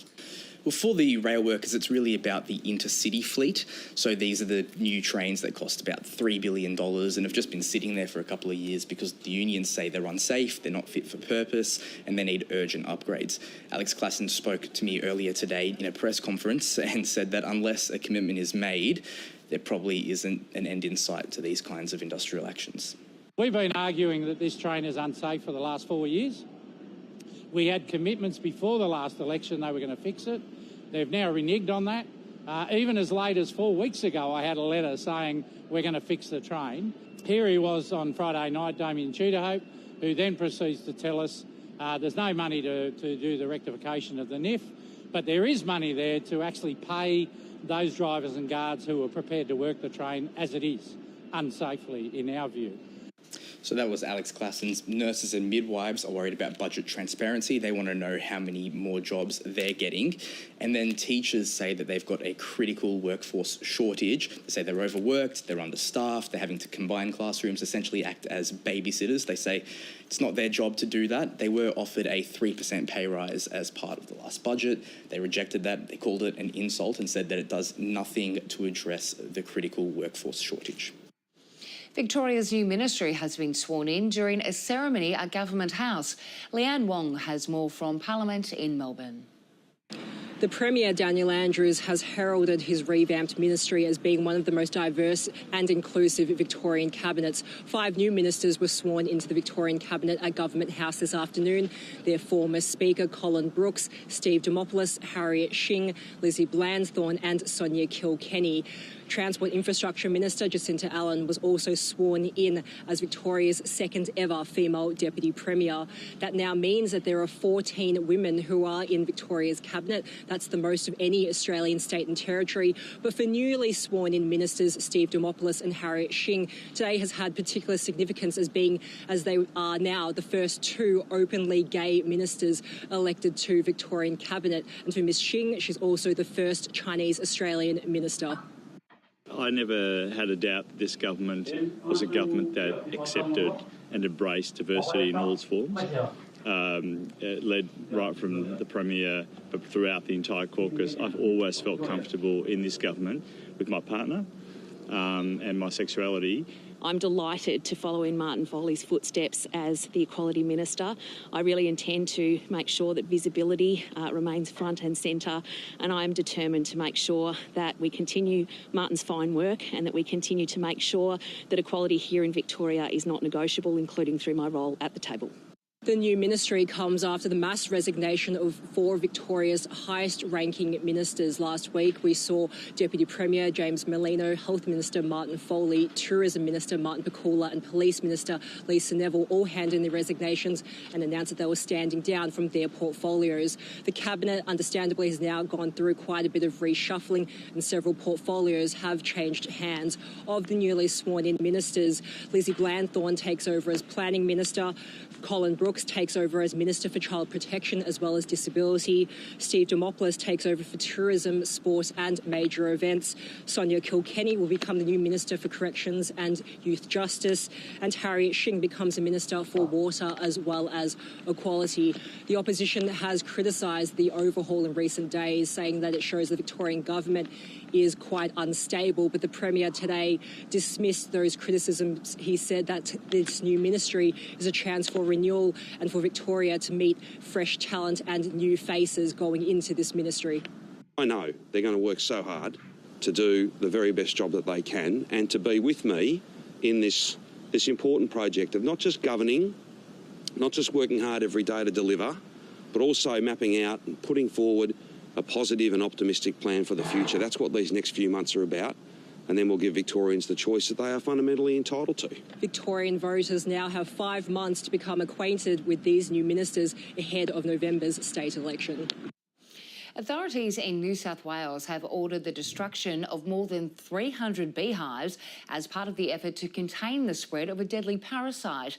A statewide ban on the movement of beehives has come into effect following the discovery of the varroa mite. Madeline Lewis reports from Newcastle. Beekeepers right across New South Wales are anxiously waiting to see how this situation continues to develop. Varroa mite, a very deadly parasite, was detected in the Port of Newcastle last week. A statewide ban on all bee movements has come into place as of 6 p.m. last night. There is a 10-kilometre eradication zone around the port as well. Any bees within that area will be destroyed.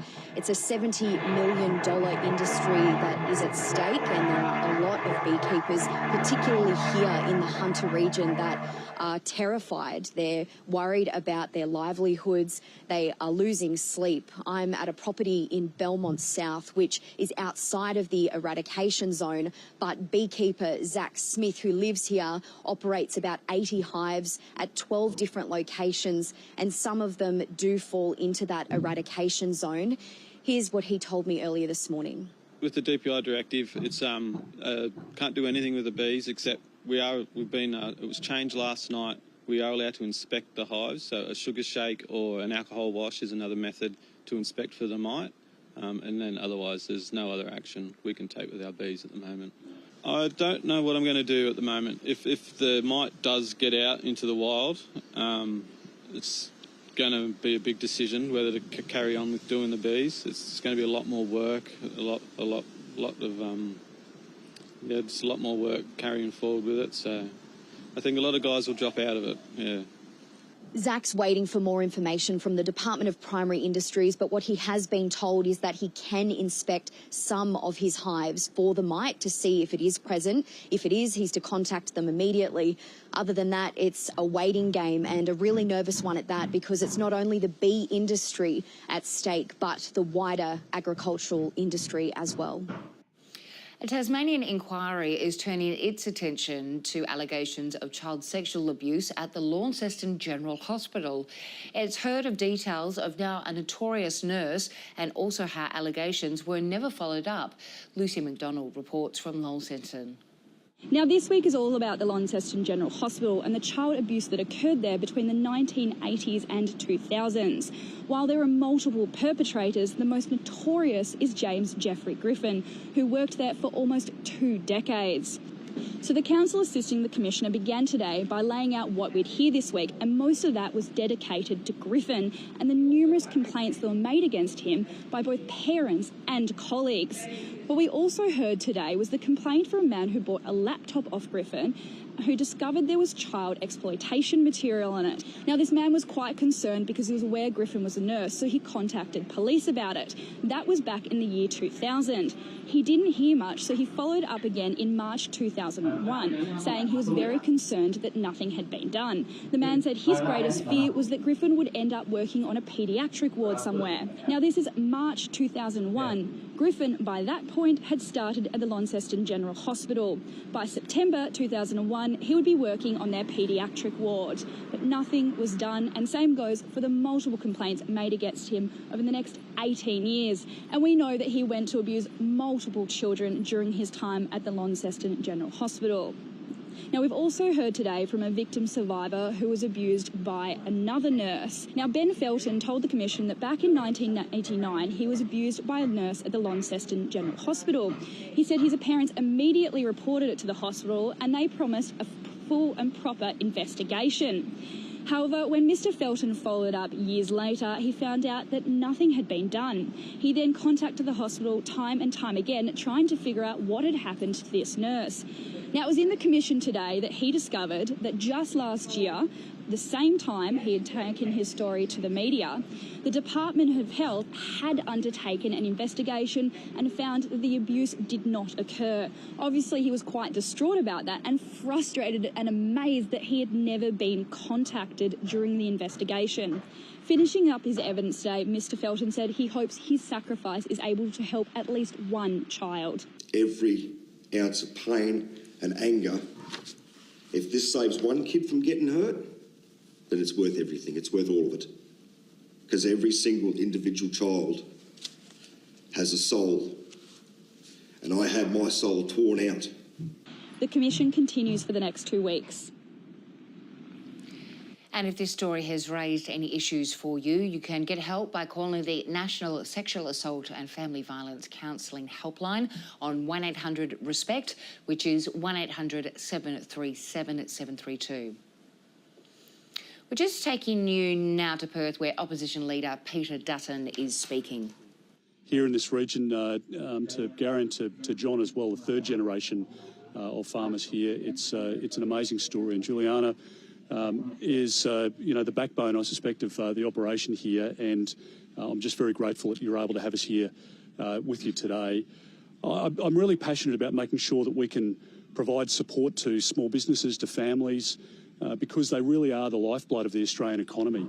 If you look at not just in Western Australia but across the country, small businesses at the moment are screaming out for employees. And at the same time, we have people who are on pensions, veterans, etc., who are desperate for work, would work extra days, but don't have the ability to do that because of the pension and the way in which that interacts. Now, we might shift inside because otherwise we're going to get wet. Do you want me to carry some of these for you, Gary? What do you think? Yeah. I'll help you. Right? Yep. We're sure that press conference will resume just as they change locations, but we believe that Peter Dutton will be using that media opportunity to preface and highlight his pensioner or first policy proposal. This is in relation to allowing pensioners to work longer if they choose without having any of their payments or structures compromised because of that decision.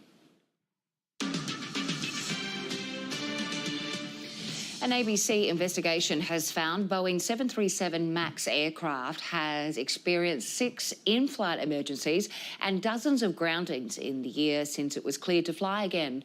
The troubled aircraft had been grounded for 20 months following 2 catastrophic crashes which killed hundreds of people. 60 other mid-air safety incidents have also been logged on US government databases. Virgin Australia, which declined to comment on the data, has ordered 4 of the same MAX 8 model which crashed and 25 of the larger MAX 10 model which is yet to take to the skies. Catherine Dess has more from ABC Investigations. Back in October of 2018, Lion Air Flight 610 plunged into the Java Sea just after takeoff from Indonesia. Just months later, Ethiopia Flight 302 crashed after takeoff from Ethiopia's capital, Addis Ababa. That then led to the worldwide grounding of these planes. Investigations have found that those 2 fatal crashes were caused, at least in part, by the plane's new anti-stall system called MCAS, which triggered after a faulty sensor sent data to it and caused those planes' nose to to point down, and then obviously left the pilots unable to regain control of the aircraft. But we have spoken to former employees of both Boeing and the Federal Aviation Administration, which is the regulator in the US of aviation safety, both of whom have raised other significant concerns relating to production at the factory during this period of time. We'll get to that data in a moment, but let's take a listen to Nadia Milaron. She lost her daughter, 24-year-old Samia, in the Ethiopian crash.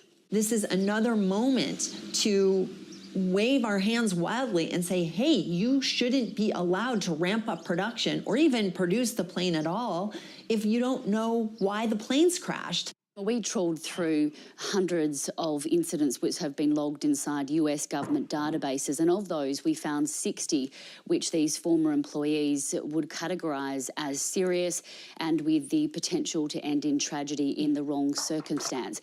So of those incidents, 6 pilots declared mid-air emergencies, around 22 separate flights suffered flight control failures, 42 incidents related to equipment malfunctions, and on more than 40 occasions, flight crews chose to ground these planes, that is, remove them from circulation so that those problems could be fixed. And all of these issues, Gemma, are separate to a second grounding that these aircraft faced just 5 months after getting the all clear to fly again. That was related to an electrical fault which was interfering with critical flight functions. Ed Pearson, who is a former senior manager at the 737 MAX factory, has trawled through this data. He categorises them as serious and believes that they are linked to production problems at the factory in which these planes are produced in Renton, Seattle. He raised the alarm before the first crash with senior management at Boeing, and his concerns, he says, went unheeded. Let's take a listen to what he had to say. There are a lot of similarities between what we're seeing in some of the reports that are out there now with what happened during these 2 crashes. I was very concerned about, those types of embedded hazards and defects. Every one of our factory health metrics was just hitting the worst record lows, and it was across the board, and it was trending in the wrong direction. Boeing has defended the safety of the MAX aircraft. They said that none of the incidents that have been identified indicate a trend, and that the reviews of the 2 fatal crashes did not find any links to production problems in the factory in Seattle. It did, however, say that it had implemented production quality control measures to better oversee its supply chain of equipment. The Federal Aviation Administration said that planes ungrounded or having been grounded for a long period of time could experience these types of routine in-flight problems. We did seek independent analysis for our story, and while the experts that we spoke to did say that all in-flight issues are of concern, they did say that some of the problems could be linked back to those planes being stored in a hangar. But today we can reveal that America's government is about to announce another audit into Boeing, this time of production of the 737 MAX plane. And you can see more on that story tonight on 7:30 on the ABC News channel or anytime on ABC iView. At least 4 people have been killed and dozens more injured in a stadium collapse in central Colombia. Part of the 3-storey wooden stand crumbled during a bullfight, sending people crashing onto the ground. The stadium was filled with spectators for the traditional event, which includes the audience entering the ring. The city's hospitals are struggling to cope with a number of people injured, and the death toll is expected to rise. Police in South Africa are investigating the deaths of more than 20 young people inside a nightclub in the coastal town of East London. Most of the victims were minors, some as young as 13 years old. They had reportedly been attending a party to celebrate the end of school exams. State broadcaster SABC has reported there had been a possible stampede inside the club, but the exact cause of death remains unknown. The bodies are being transported to mortuaries where relatives are helping to identify the victims. And a time for a look at the weather now with Paul Higgins. And Paul, there is still a bit of cloud around today. There is, Lara. Yes, plenty of mid and high-level cloud, actually, with an upper-level trough is streaming down from Indonesia. We've just had a few light showers showing up there, mostly on the radar. Nothing's registered on the ground. There's low cloud across the southeast with a southwesterly flow. We've had a weak cold front brushing by the southwest of Western Australia. That's brought some light showers south of Perth, 8 millimetres today at Bunbury, and showers and thunderstorms just in here, mostly offshore from coastal New South Wales. Now, tonight, this large high means light winds and clearing skies over our nation's southeast, so it's going to be cold enough for morning frost in southern and central Queensland, across much of New South Wales and Victoria, northern and eastern South Australia and Tasmania, and also unseasonable rain coming up for northern parts of the country this week, and that's thanks to an upper-level trough. There it is, over central Australia. Took a while to get there. Closer in tomorrow, possible frost over Queensland's southern and central interior in the morning, and the chance of a shower along the east coast, especially the Cassowary and eastern peninsula. Brisbane's expecting a partly cloudy day. Widespread early frost across inland New South Wales, with some fog in the south as well. A morning shower or two on the northern coast. It'll be cloudy near the coast, but it'll get sunny as you move inland. In Sydney, a coastal shower or two. Frost, then sunny in Canberra. Morning fog and frost over Victoria, and in fact there are frost warnings for most of the state. Then mostly sunny, as it will be in Melbourne. Patchy morning frost for Tasmania. A shower or two in the west and the far south, and just some light showers popping up around the north. They're not even showing up there at the moment. An overcast day on the way for you in Hobart. Now, there is a frost warning for South Australia's mid-north, Riverland and Murraylands, and then a dry day across the state, and it will be sunny in Adelaide. In the west, there's a chance of showers about the south coast and adjacent inland, and some possible morning frost over the southern interior, just getting down to the goldfields as well, and the southwest. Perth will be partly cloudy. A breezy day in the north, and over the Territory, it'll be relatively cool and cloudy with a chance of showers or some light rain north of Alice Springs. Cloudy skies for Darwin and a slight chance of rain, Lara. Thanks, Paul. Here are the top stories on ABC News. The leaders of some of the world's richest democracies have presented a united front on the first day of the G7 summit in Germany. An $800 billion initiative to counter China's growing influence has been launched. The money will be spent on projects similar to those funded by China's Belt and Road Initiative, as well as social development, education and health security. Meanwhile, China is pushing to hold another meeting with Pacific Island foreign ministers during the region's most important diplomatic gathering. The ABC has been told that China's proposed a meeting with Foreign Minister Wang Yi and his Pacific counterparts on July 14. The timing is contentious because that's the same day the Pacific Island Forum Leaders Retreat will be held. China's bid shows it is happy to sideline the forum as it tries to push its agenda. New research shows renters are facing challenges, including lengthy delays to having repairs done at their properties. Annika Legal, a service specialising in tenancy law, says there's often a power imbalance between landlords and tenants. The report calls for civil penalties for landlords who don't conduct repairs in a timely manner. And climate change protest group Blockade Australia says the threat of jail time won't deter them from planning further demonstrations. Activists sparked chaos in Sydney CBD this morning when they blocked southbound lanes in the Harbour Tunnel. Police will use new anti-protest legislation to prosecute 10 people arrested. The group says members of the group are willing to face the consequences. We're just going to take you back to Perth now, where Opposition Leader Peter Dutton has been speaking. Thank you. Right, well, it is fantastic to be here with third-generational orchardists who are really the salt and the backbone of this local community. I mean, there are lots of families in businesses around the country, and as a Liberal Party, we celebrate that. We believe very strongly in small businesses, in people's ability to choose and to work hard and to be rewarded for that. So I'm really pleased to be here, particularly with Andrew Hastie and Michaelia Cash. Look, the policy that we've announced is one of the ways in which we can get more supply into the labour market. We know that with the record low unemployment, that businesses across the country are crying out for workers, and not just in agriculture, in aged care, in tourism, in retail, in hospitality. And it breaks your heart when you come to a business like this where there is food, that should be on the shelves, and there's fruit that's rotting on the vines or on trees because it can't be picked. And there are restaurants where they're paying rent and all of the overheads that go with that business, but can only serve dinner and not a lunch. And you go into aged care facilities where we just don't have enough workers for those that need to be cared for. And so I do believe very strongly that this policy will give us the immediate ability to put a lot more workers into the workplace. And it's a choice that pensioners can have. If they decide that they want to work an extra day a week or a fortnight, it won't affect their pension. So there is the ability for people to re-engage in work or to step up the number of hours that they've got. It means that their pension won't be affected, and there's an enormous economic benefit to our economy. We lift productivity and we provide an opportunity for those businesses to grow. So it's a win-win. It comes at a relatively low cost to the budget. On Treasury estimates, on an ongoing basis, about $112 million a year.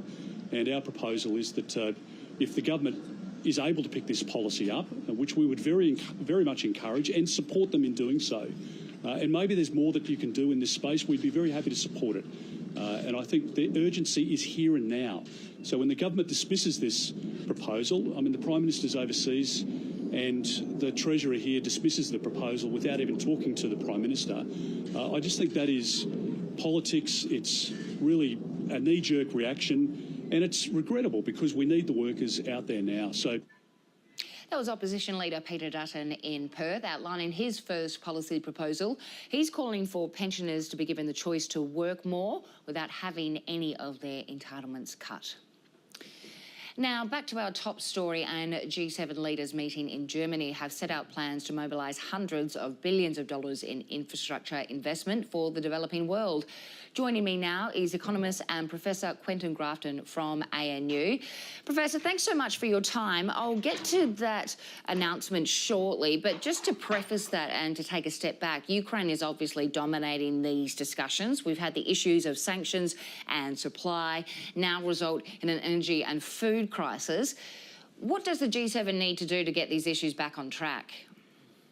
Well, we need to do a lot of things, and it's not just the G7 countries. So we've had food crises before globally. We had it in 2007, 2008, very high energy prices, coupled with a food security crisis in a whole range of countries. People may recall that led to the Arab Spring, food riots, etc. So we are now in a different situation in 2022. The Russian invasion of Ukraine, of course, has exacerbated the situation in terms of wheat exports that would have come out of Ukraine. But it's not just a Ukrainian issue or the Ukraine invasion issue. It's also an issue around what's happening in the energy space, because higher energy prices typically mean higher food prices. Higher food prices mean food insecurity for at least the poor people, and certainly in a range of different countries. So getting the energy issue right is number one, and getting that right as well with your food is critical to this. And then, of course, there's the other dimensions, as the listeners and the viewers will know. There's the climate change issues going on here. There's water issues as well. So putting them all together does require a lot of investment. But it also requires investment not just in hard infrastructure, which is what I think a lot of the discussion is around, but it's also investment in soft infrastructure and governance, and also in green infrastructure in terms of our ecosystems to be able to deliver the food and the water and, of course, the energy to deliver that in a way that's sustainable over the decades to come. So it's a complicated story, but glad that the G7 leaders have identified that this is a problem. They put some money on the table. And, of course, there are geopolitical issues around this as well when we talk about money on the table for infrastructure. Not just from G7, there's obviously other countries that are not at the table at G7 in Germany at the moment who have also their infrastructure funds. Just picking up on the energy point there, are we in a position where we need to be finding new sources or relying on fossil fuels or speeding up the transition to renewable energy sources just so that we can essentially plug the gaps for the energy holes that we've got at the moment? Well, yeah, clearly we do have energy gaps. They haven't been sufficient. And, of course, it needs about integration. Germany is not an island to itself, neither is any other country in some sense. There are connections across with energy systems. So all of that's got to be part of the mix. and we've got to do it. Moving to renewables does make sense, but we can't do it overnight. And there's a bunch of things that have to happen to make sure it's done in a successful way. So we have reliable energy, but also clean energy, sustainable energy systems, and done in a way that doesn't cause a crisis, okay, which is a crisis in terms of very high energy prices, which of course feeds into high food prices through high rates, high costs of fertilizer, for example, and high transportation costs. Now, at the moment, there's also a push to be assisting developing countries. We've obviously had the leaders of the G7 announce this new package, so it's about $800 billion worth. Some say that it's in response to China's efforts to be propping up these countries and economies. Is that a cynical way to look at this announcement? Oh, look, it is a cynical way to look at it, but I think it's a realistic way. Countries like in the G7 don't make decisions to invest $800 billion without looking at the geopolitical considerations. So China's had its One Belt and One Road initiative since, I think, 2013, so almost a decade now. They've spent, it's hard to know what the numbers are, but it's in that vicinity, upwards of $1 trillion, something around that number, and more to be spent in the future. So obviously this is a counterfall, if you want, but if the beneficiaries, the countries that are receiving either in low interest or free interest or in terms of gifts, they are beneficiaries. If it's the right sort of infrastructure, then clearly that's good for them, whether it's coming from China or whether it's coming from G7 or wherever it might be. The key point, however, is to make sure it's the infrastructure that's needed. There's no point building big ports if you don't need a big port, just simply because you can get a free big port. So it's about getting the right infrastructure. One of the things I would highlight, and I don't think this has come through clearly enough in the G7 communique, we have to invest in soft infrastructure. So it's not just about building things in terms of concrete and steel. It's also about assisting countries in terms of transparency, all of those good things in terms of governance, and to make sure that decisions are made in the right way and that what needs to get built gets built and what doesn't need to get built doesn't get built. And we know all those challenges exist in every country, whether they're rich or poor. Professor Quentin Grafton, thanks for your time. You're more than welcome. Thank you for the opportunity. Women are getting paid less than their male colleagues, and according to new data, the gap is widening as they age. This is because the majority of women don't work full-time throughout their careers, meaning they miss out on more senior, high-paid roles. Catherine van der Veen is the general manager of an investment and life insurance company. She says finding innovative ways to structure management positions could be a solution. I think it's very natural that when you're starting a family, that family comes first. And so I did step back from my very busy and corporate career to raise my family. And I was fortunate that I was able to continue to contract on a part-time basis. But it was a senior male mentor who approached me after a couple of years of this and said, "You're actually too young and too capable to lean back. It's time for you to lean back into your career and take on opportunities that match your capability and your experience." So I approached CBA at the time, one of my colleagues, who match-made me with a very capable and talented lady, Lucy Foster.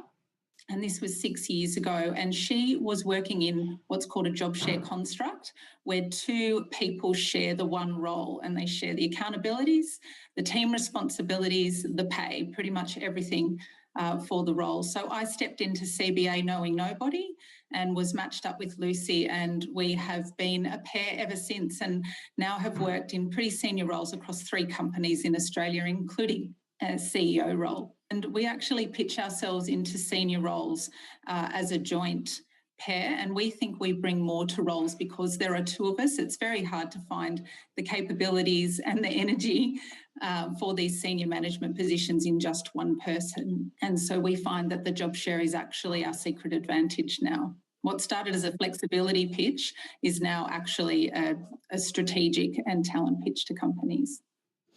There's concerns that renters across the country are facing lengthy delays having repairs done at their properties. Annika Legal, the service that commissioned the research, found tenants don't know their rights and are often too scared to speak up. Well, joining me now is the Principal Solicitor with Tenants Union in Tasmania, Ben Bartle. Ben, just take us through this research here. Who were you scoping, whose opinion were you getting, and where did this take place? So the research was carried out in Victoria, and what it found is that many tenants are very scared, they're worried about repercussions if they were to ask their landlord for repairs to be carried out. So when you say repercussions, is it a case that people fear eviction, or do they feel rental hikes to come in the future, or souring that relationship that they may have with their landlord? Well, it's all of the above. Security of tenure across Tasmania is very weak, although about 35 out of 100 Australians live in rental accommodation. There's a real power imbalance between tenants and landlords. And what that means in practice is that many landlords can evict tenants at the end of their lease without giving a valid reason. So tenants who desperately need repairs to be carried out, particularly at the moment with, we're right in the midst of winter, heating and hot water cylinders need to be fixed ASAP. But many tenants are not calling on their landlords to do those repairs because they're worried that, as you said, that their rent might be pushed up, that they may be evicted at the end of their lease, or because it might sour the relationship with their landlord. Was the majority of feedback in the research, was it about renters who needed repairs done on big ticket items, or are we talking about washers inside of a tap that they hadn't perhaps addressed or had their landlord go and fix in a soon or a short period of time? Look, generally the research was dealing with big ticket items, hot water cylinders, mould is a significant issue during winter, ovens, heaters, things of that nature, things that we would consider essential services that should be fixed as soon as possible. Are you finding, though, Ben, that because we've got such a supply issue at the moment, there's hardly any tradespeople around, there's a lack of timber, there's a lack of supplies and imports, exports, all that kind of thing. Is that also playing into the picture of why these repairs aren't getting done as soon as they could be? Well, there's no doubt that that does play a role. As you said, there is a lack of supply getting into Australia at the moment, in part due to the pandemic, but also because of the lack of tradespeople. But by and large, the biggest issue is that landlords are failing to spend the money that they need to spend to ensure that repairs are being carried out. And what about recourse at the moment for tenants? Do they know where they can go? And is this the same issue that's been felt all across Australia, or just in where this research took place in Victoria? Well, no, it's Australia-wide. Many tenants are not aware that there are services that can assist. There's tenants' unions in most states and territories, and I would call on all tenants who do need assistance to get in touch with them. There's also other community legal centres and legal aid who may be able to assist. But in terms of what resolutions tenants can find, tenants are able to go to their local tribunal. A lot of states and territories have super tribunals where the tribunal member can order repairs to be carried out. In Tasmania, where I currently am, the Residential Tenancy Commissioner is able to order that the repairs are done. So I think that the lesson is for all tenants that if they need repairs done, reach out to those organisations that can assist, that do have the expertise in the area, because at the very least they'll be able to point them in the right direction. Ben Bartle, who's the Principal Solicitor with Tenants Union in Tasmania. It's an historic day for Australian science, with the country's first ever commercial rocket launch in the Northern Territory overnight. The ABC's Matt Garrick reports from Nullarbimby. It was a proud moment for East Arnhem Land and a historic milestone for Australia when US space giant NASA's first commercial space launch on Australian soil took place overnight right here in the Northern Territory. A suborbital sounding rocket was launched from the newly built Arnhem Space Centre, about 40 kilometres from the town of Nhulunbuy, and fired about 300 kilometres up into space. NASA says the rocket will then be used to conduct astrophysics studies that can only be done from the southern hemisphere. The launch didn't go off without its hurdles. Wind and unseasonal bursts of rain delayed the event by more than an hour, but the rocket did manage to finally make it off the ground around midnight. And that was a special moment for around 100 VIPs, politicians, scientists, Indigenous leaders and members of the local community who watched the rocket from a viewing platform about 1 kilometre from the launch pad. Residents in Nhulunbuy and its surrounding Yolngu communities also had the chance to catch a brief glimpse of the rocket for just around 10 seconds as it went up into the sky and just before it exited the Earth's atmosphere.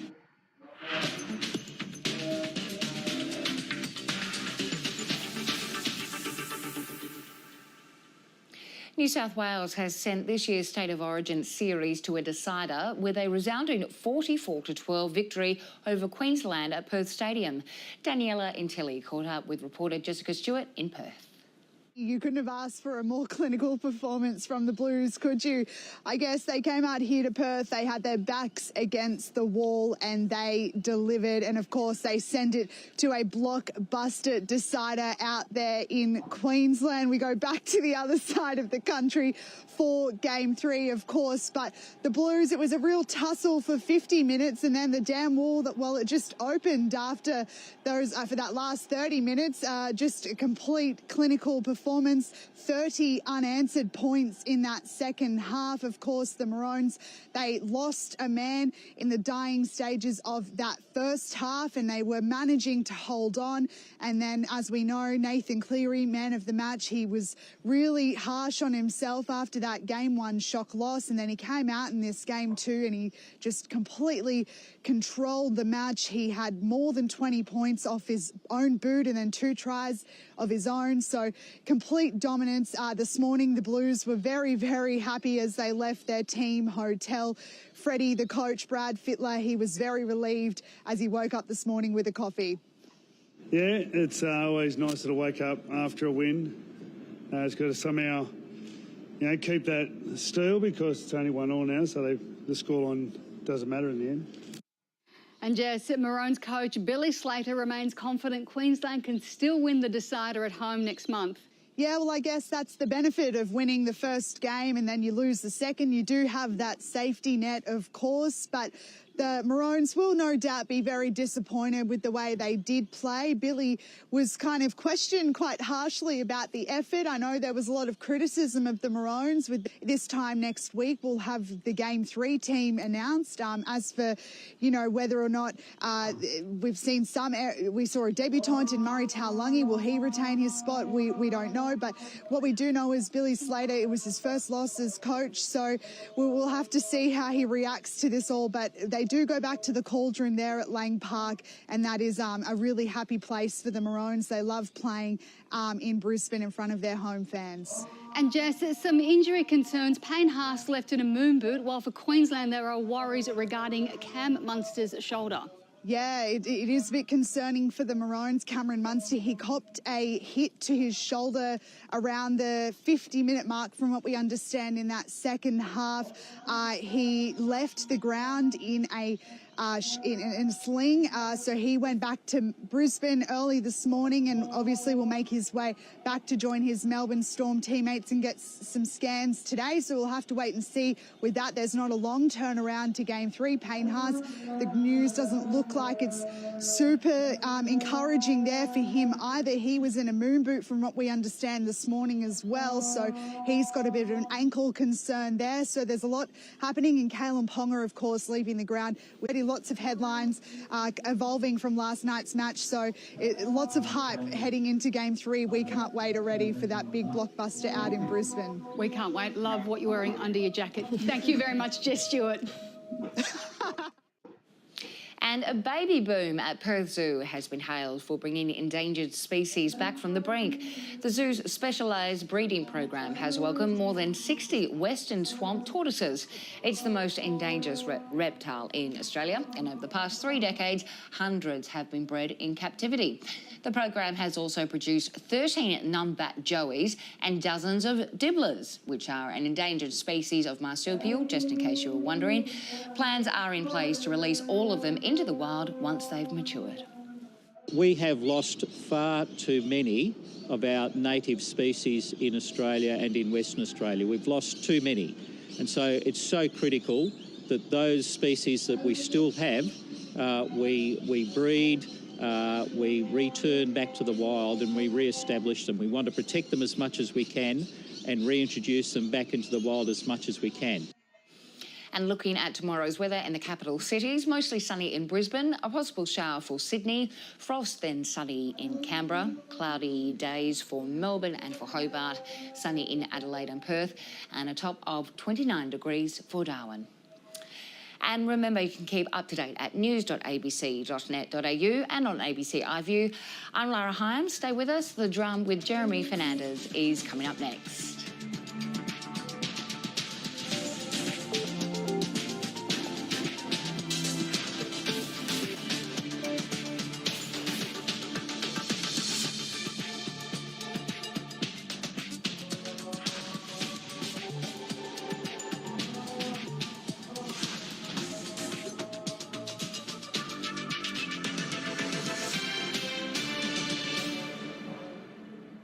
Across the ABC, we're celebrating NAIDOC Week. Come on, cowboy. Stories from the world's oldest continuous culture. Had the dream in the back of my mind to be casting black actors. Kanapila NAIDOC. Celebrating NAIDOC on ABC. A mysterious death. Amy's case, I can't just drop this. It's too suspicious. The fact that it's been written off as a suicide rang alarm bells. A failed investigation. A forensic team was not called in. All this evidence is now gone. And an aunt's search for answers. It just did not make sense to me. It didn't add up. I wanted to know how it happened, why it happened. There's definitely things that people need to hear. Australian Story, tonight at 8 on ABC TV and ABC iView. Join Dr. Anne Jones on an incredible adventure. This is home to the biggest colony of little penguins in the world. There are 32,000 of them. To meet some very cute locals. Oh, the little face. From hooking up. They have been together since 2015. To the pressures of parenthood. There's an egg under there. That was completely unexpected. It's an astonishing conservation success story. Meet the penguins. Tomorrow 8:30 on ABC and ABC iView. City life not working out for you. Excited to be working with you. Welcome home, Jay. Take the money and go. Did you do all that to ask me out on a date? What are you working on? I was in the archives. I may have found something. I'm not talking about this. That kid's death tore too many lives apart. Come on, cowboy. This gang have been telling us who they are the entire time. Yeah, walk away. That's what you're famous for. He was my little boy. And it's not going to do her or anyone else any good to drag that pain up again.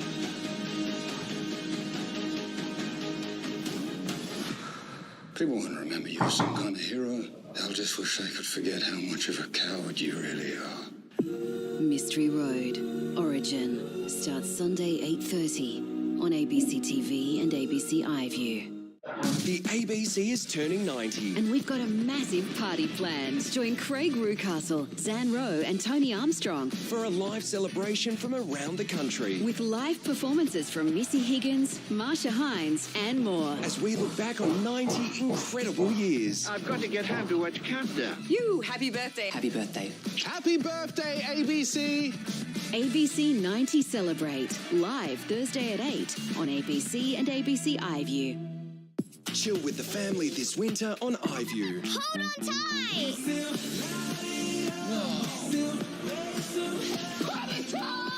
Go Bluey! Stream for free on ABC iView.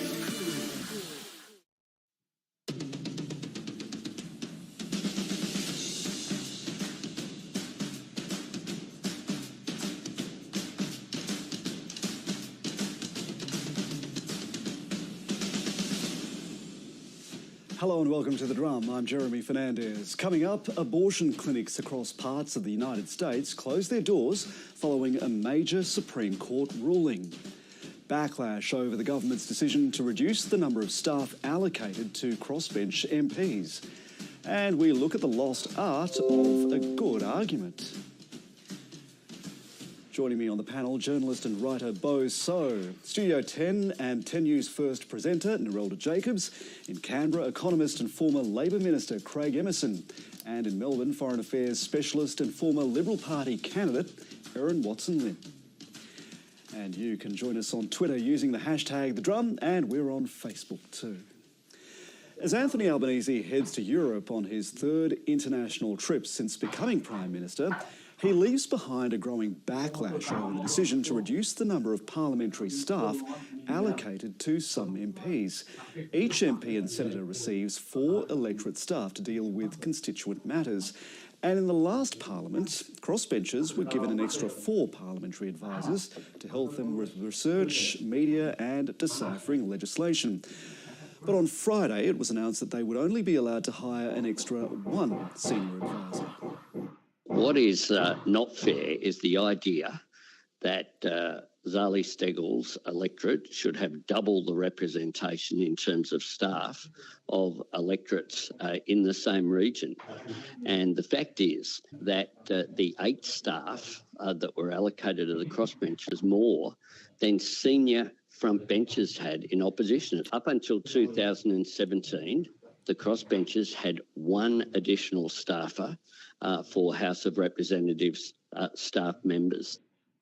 So the independent senator for the ACT, David Pocock, told the ABC this morning that reducing the number of staff creates an unfair playing field and hinders their ability to understand legislation.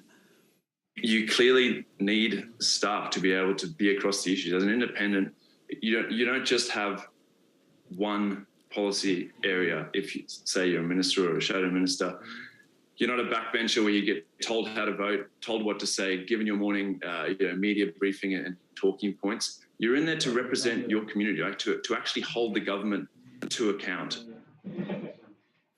But the Finance Minister, Katie Gallagher, says that providing 1 personal staff member for independence and boosting funding for the Parliamentary Library is fair.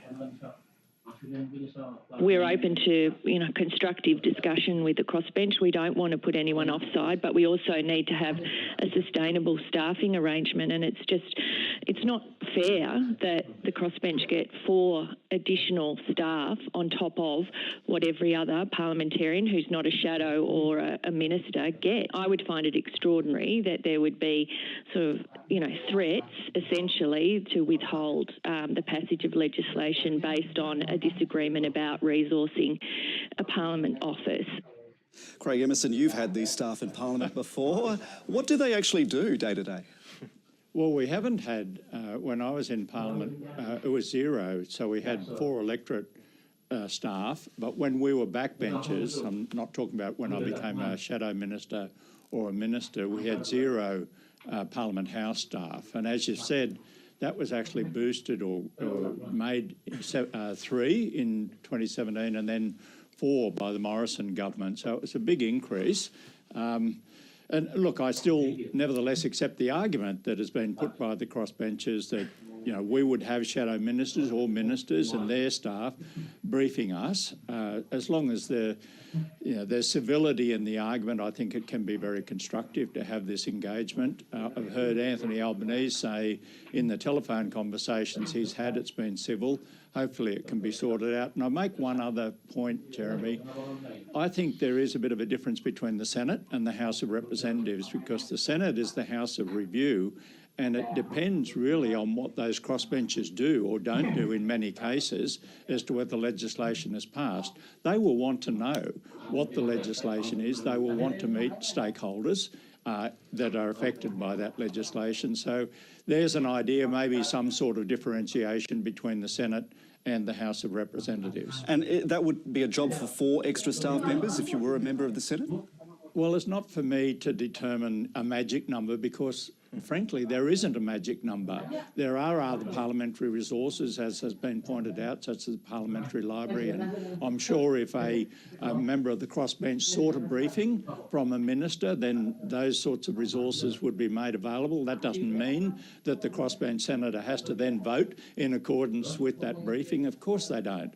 But I just see that this is a house of review in the Senate, and so they really will want to be pretty well informed. That's taking nothing away from the House of Reps independence, but 4 is a pretty big number, particularly for a guy who had none. I'm not complaining about that. I just didn't even know that that idea ever existed back then. Erin, is this a dangerous fight for the government to pick, considering, especially in the Senate, it does need a cooperative and friendly crossbench? I think that there were a lot of assumptions made throughout the election that the crossbench would automatically be siding with a Labor government. That sounded to me like that was the narrative. By voting in independents, you were voting in numbers for the Albanese government. But I think that this really shows us that, remember, a crossbench is a crossbench, and the government and the opposition are going to have to build really positive and strong relationships with these crossbenchers and independents. But it is interesting to hear such an uproar about losing, this additional staff member when everybody in the community right now is being told that there are tough times ahead. We're all being told that, the economy's in a bad place and we're all going to have to make sacrifices, but independent MPs lose some staff members and it's the worst thing in the world. I just think that that's going to fall on deaf ears among the electorates at the moment. I don't think it's a really good start for anyone for a lot of these crossbenchers today.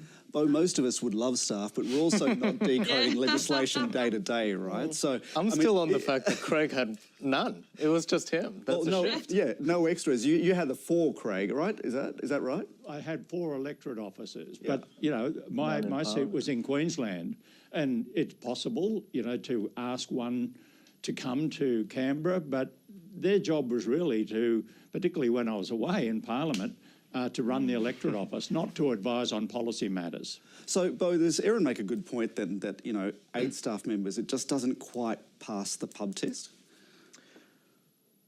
I don't think that, actually.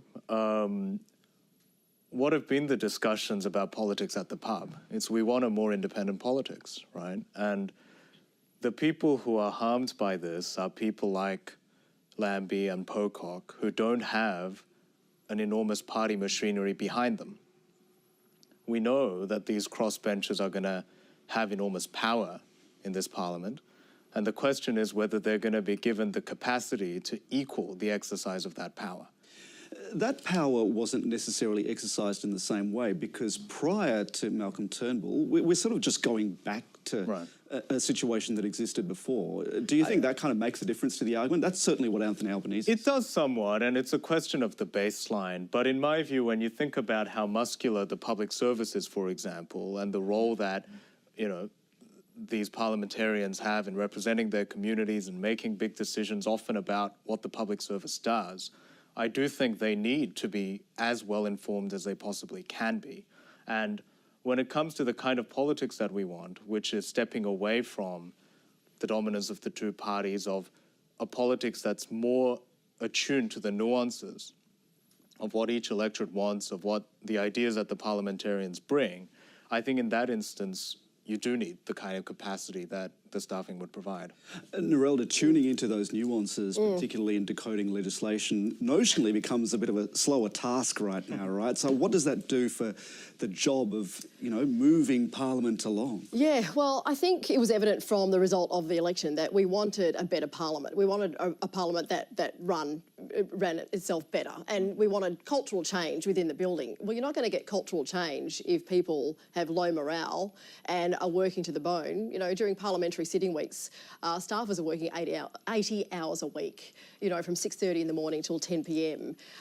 So if you remove staff, and staff are going to be getting the axe, that's what's happening. When you talk about wage growth and jobs growth, well, you're actually getting rid of people just because it's in Parliament. They're still workers.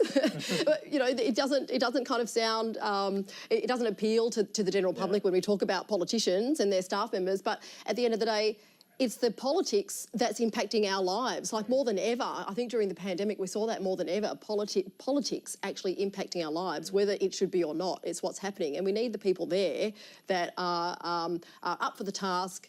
They're getting paid enough. I don't know, it just all goes to cultural change and why they're elected there in the first place. And we can have, I think, a well-funded parliamentary library and some staff. You know, and that's true. And Craig, you're saying, you know, electorate officers, but what's in a name? Those officers would be doing all sorts of things. They'd be, Sure, they would become your advisor. They'd become your chief of staff. You know, when does it actually stop? It's not just in a name. Craig? I'm sorry, it doesn't work that way. You know, you have people who deal with constituent matters and are really terrific. I mean, I'm happy to support strongly my staff, but I wouldn't ask one of those electorate officers who might do immigration and so on and come and talk to me about the economics of the Reserve Bank or a very complex piece of legislation. I mean, they'd say, well, I'm not trained in that, right? So there is a difference between having staff in Parliament House attached to that and the electorate office. And I don't think everyone can just be everything to all people. There are real skills. And so going back to the Senate, if you've got a very complex piece of legislation and you've got stakeholders coming along, it wouldn't be necessarily all that informative if you've got one of your staffers who perhaps deals with, you know, local constituent matters to come and brief you on that. They'd say, well, Craig, I don't know. So you need the staff. Craig, would there be a necessary blurring of the lines? And, you know, Nerelda raises the point of overwork. Will people just necessarily have to pick up the extra slack, those who are left, to fill in those gaps? Yeah, I just don't think that they're, like, you know, talk about position descriptions. You've got one set of position descriptions here and another set there.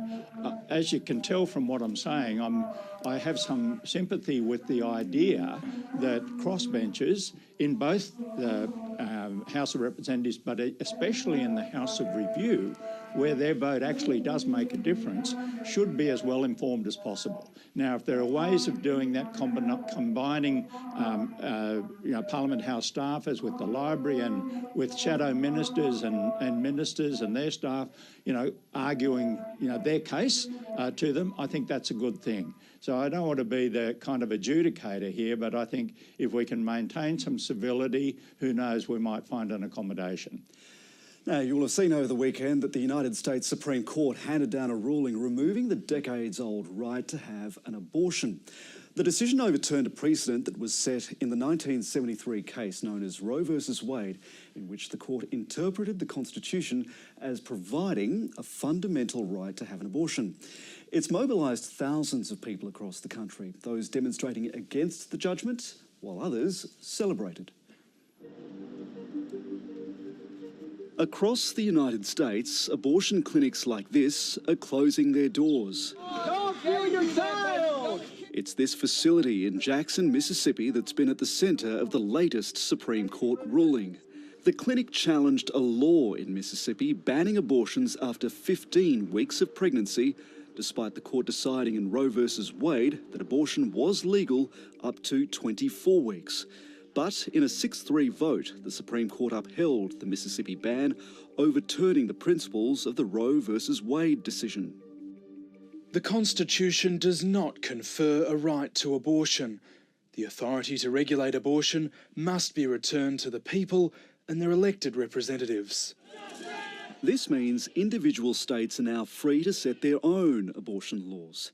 They could ban abortion altogether or go the other way and enshrine a right to secure one. Around half of states are expected to introduce new restrictions or bans.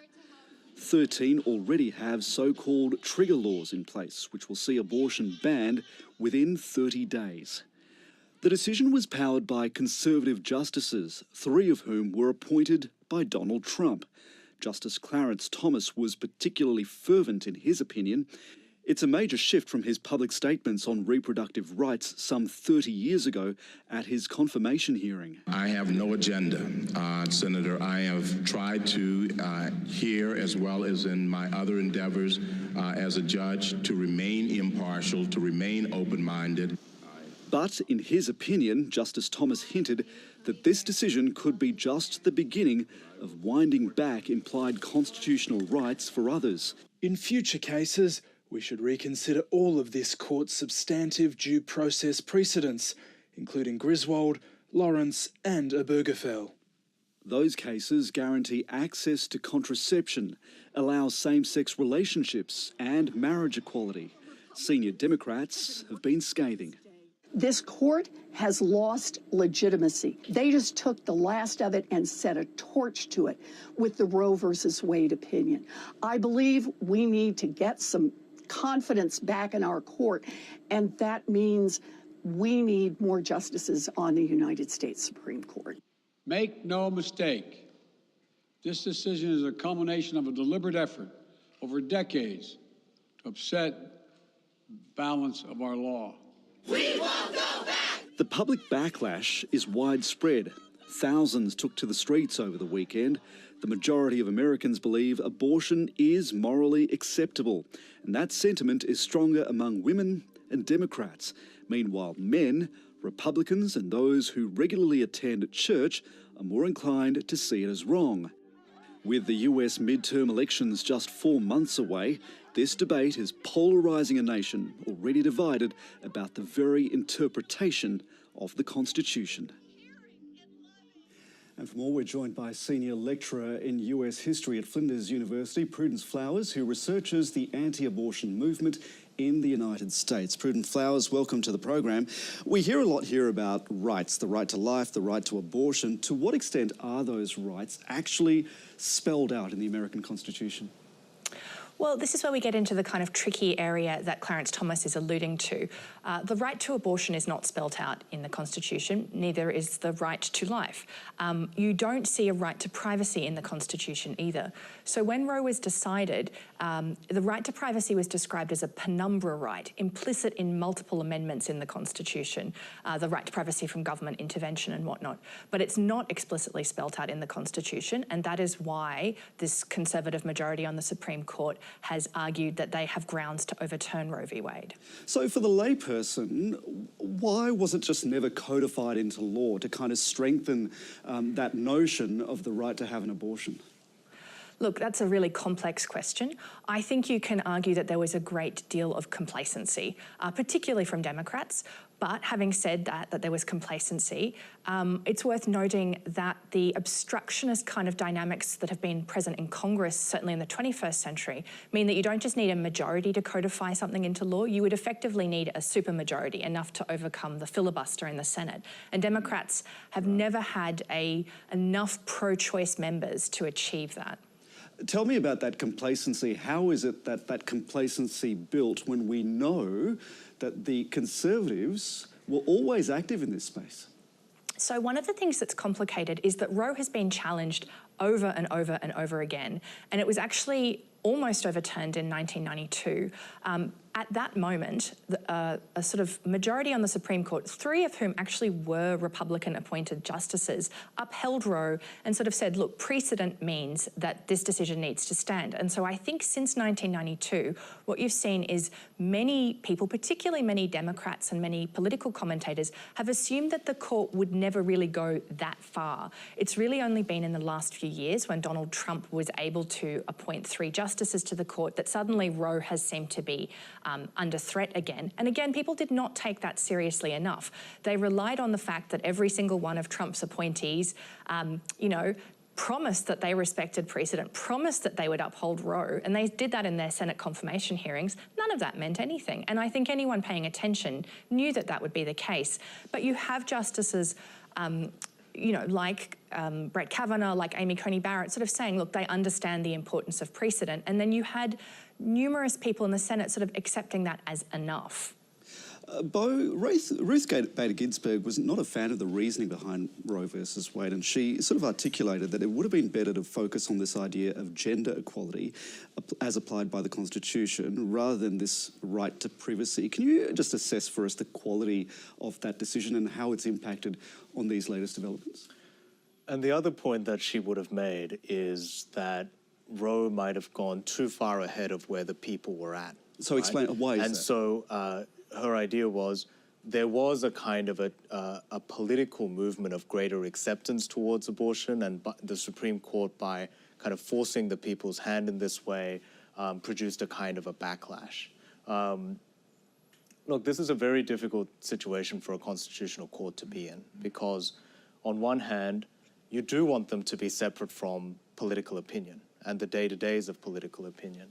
And so when we talk about the legitimacy of the court, it is not just a question of whether they're being popular, but on some of the metrics that the Supreme Court has set for itself. This is a court that cautions judicial restraint, but has rolled back a right on which people have been relying on for decades.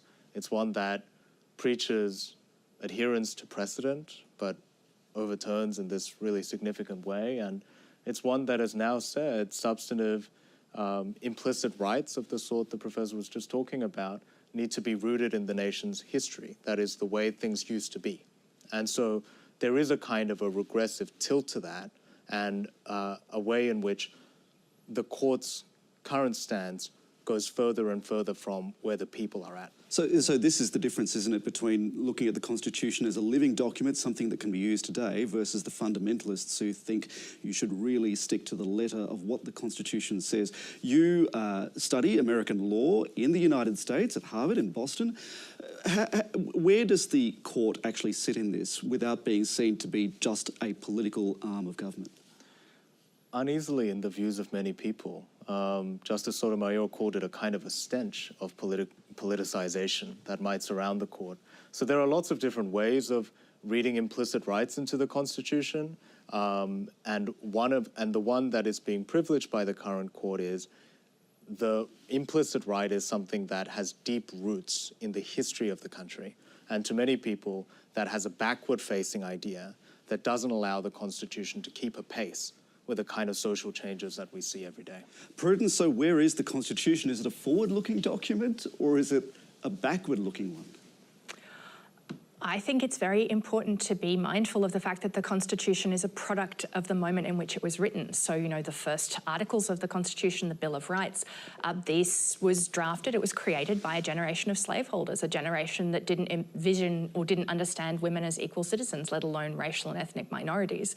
I think for the Constitution to be meaningful in American life, the general thrust of 20th century legal interpretation was to view it as a living document.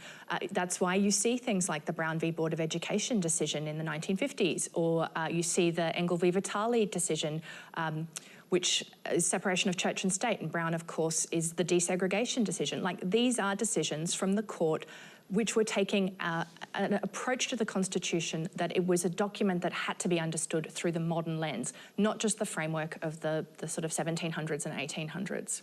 So, Erin, we can draw a straight line from this decision to the judges of the Supreme Court, to the politics, to who is elected in office. How well does this decision then reflect the will of the people? Well, that's a really good question, because I feel like if we look at modern America, so many people feel the same way that we all do now, frustrated by this decision, where effectively, Trump lost the election, but he won with this decision. He finally won, and he finally got what he wanted. I feel like, it was mentioned before about Ruth Bader Ginsburg. If she could see this coming, if she, people were led to believe that, the court was progressive, not regressive. And I feel like she wouldn't have stayed for her full term and let Barack Obama appoint someone else to the Supreme Court. And that's part of the problem with the system, right? That these are life appointments. These people are there for a very, very long time. But I just don't think that people would have believed that that a decision like this could actually happen. I think that since Trump, we've believed it could have happened, but previously perhaps not. I think there are really big implications for the United States. I think that there are big implications for the country's relationships around the world. As someone who works with the US government quite often, this is a real challenge. It's a real paradox with what are said to be US values, and how Australian values align with those, and puts us in a really difficult position as a country. Craig, I'm really interested in your view on this, about whether essentially you get what you vote for. Well, I don't think the people did vote for this. They voted for, for Joe Biden and a Democratic majority in the House of Representatives and 50-50 in the Senate. And I thought the US, really prided itself. It's in the national anthem, is it not? The land of the free. This is a reduction in freedom. Like, this is a Supreme Court reducing women's freedom to make their choice about what happens with their body. And now a whole bunch of states can make it illegal for women to have an abortion on whatever term that state decides, whatever the circumstances. And the truth is, the people who will most be disadvantaged by this are the poor, because they don't get to travel to another state where a different law might apply. That doesn't mean that there will be no abortions in that poor state. There'll be abortions, all right, and they'll potentially unsafe abortions, and if detected, will be illegal abortions. What are they going to do? Send the woman to jail? I think it's a disgraceful decision. It's retrograde, and it runs completely counter to this great American ideal of freedom. I don't think anyone has the freedom to impose a restriction on someone else, and that's what the Right to Life people are celebrating. I come from a very strict Catholic background. I don't believe I have the right to impose any belief whatsoever of mine on someone else based on some interpretation or other of the Bible. Nerelda, it's really interesting here how Craig articulates that this turns into a class issue as well, doesn't it? Yeah, because people who can afford to travel to the states that allow abortions can do that fairly easily. You see some big corporations now in America coming out and saying that they will pay to send their staff members to go interstate if they need to have these procedures. You have to first work for those companies in the first place, and a lot of people who wouldn't be able to afford to go there interstate wouldn't have a job that afforded them that luxury. So yes, again, it comes down to people who can't afford it, who live day to day. What does that then mean? It's heartbreaking to see those pictures coming out of America of right to lifers crying tears of joy that they have protected life. You are now putting lives at threat. You are risking the lives of women who have no alternative than to seek an illegal, potentially botched procedure, and their lives are at risk. So whose life are you actually protecting here? So as we've been hearing, this was a ruling decades in the making, and for those in the US who grew up in conservative religious homes, it comes as no surprise. The author and journalist Liz Lenz has written about how the original Roe v. Wade decision cemented an anti-abortion stance in the conservative movement. From Iowa, Liz told Stephanie Bolci that she and her 7 other siblings grew up believing that abortion was equivalent to murder. This plan to overturn Roe, it was not haphazard. It was very specific. It was very intentional. I grew up being told, well, maybe you can grow up and be a lawyer and help overturn Roe v. Wade. This was like a very specific plan and goal, and it was always going to be through the courts. My parents converted to Christianity in the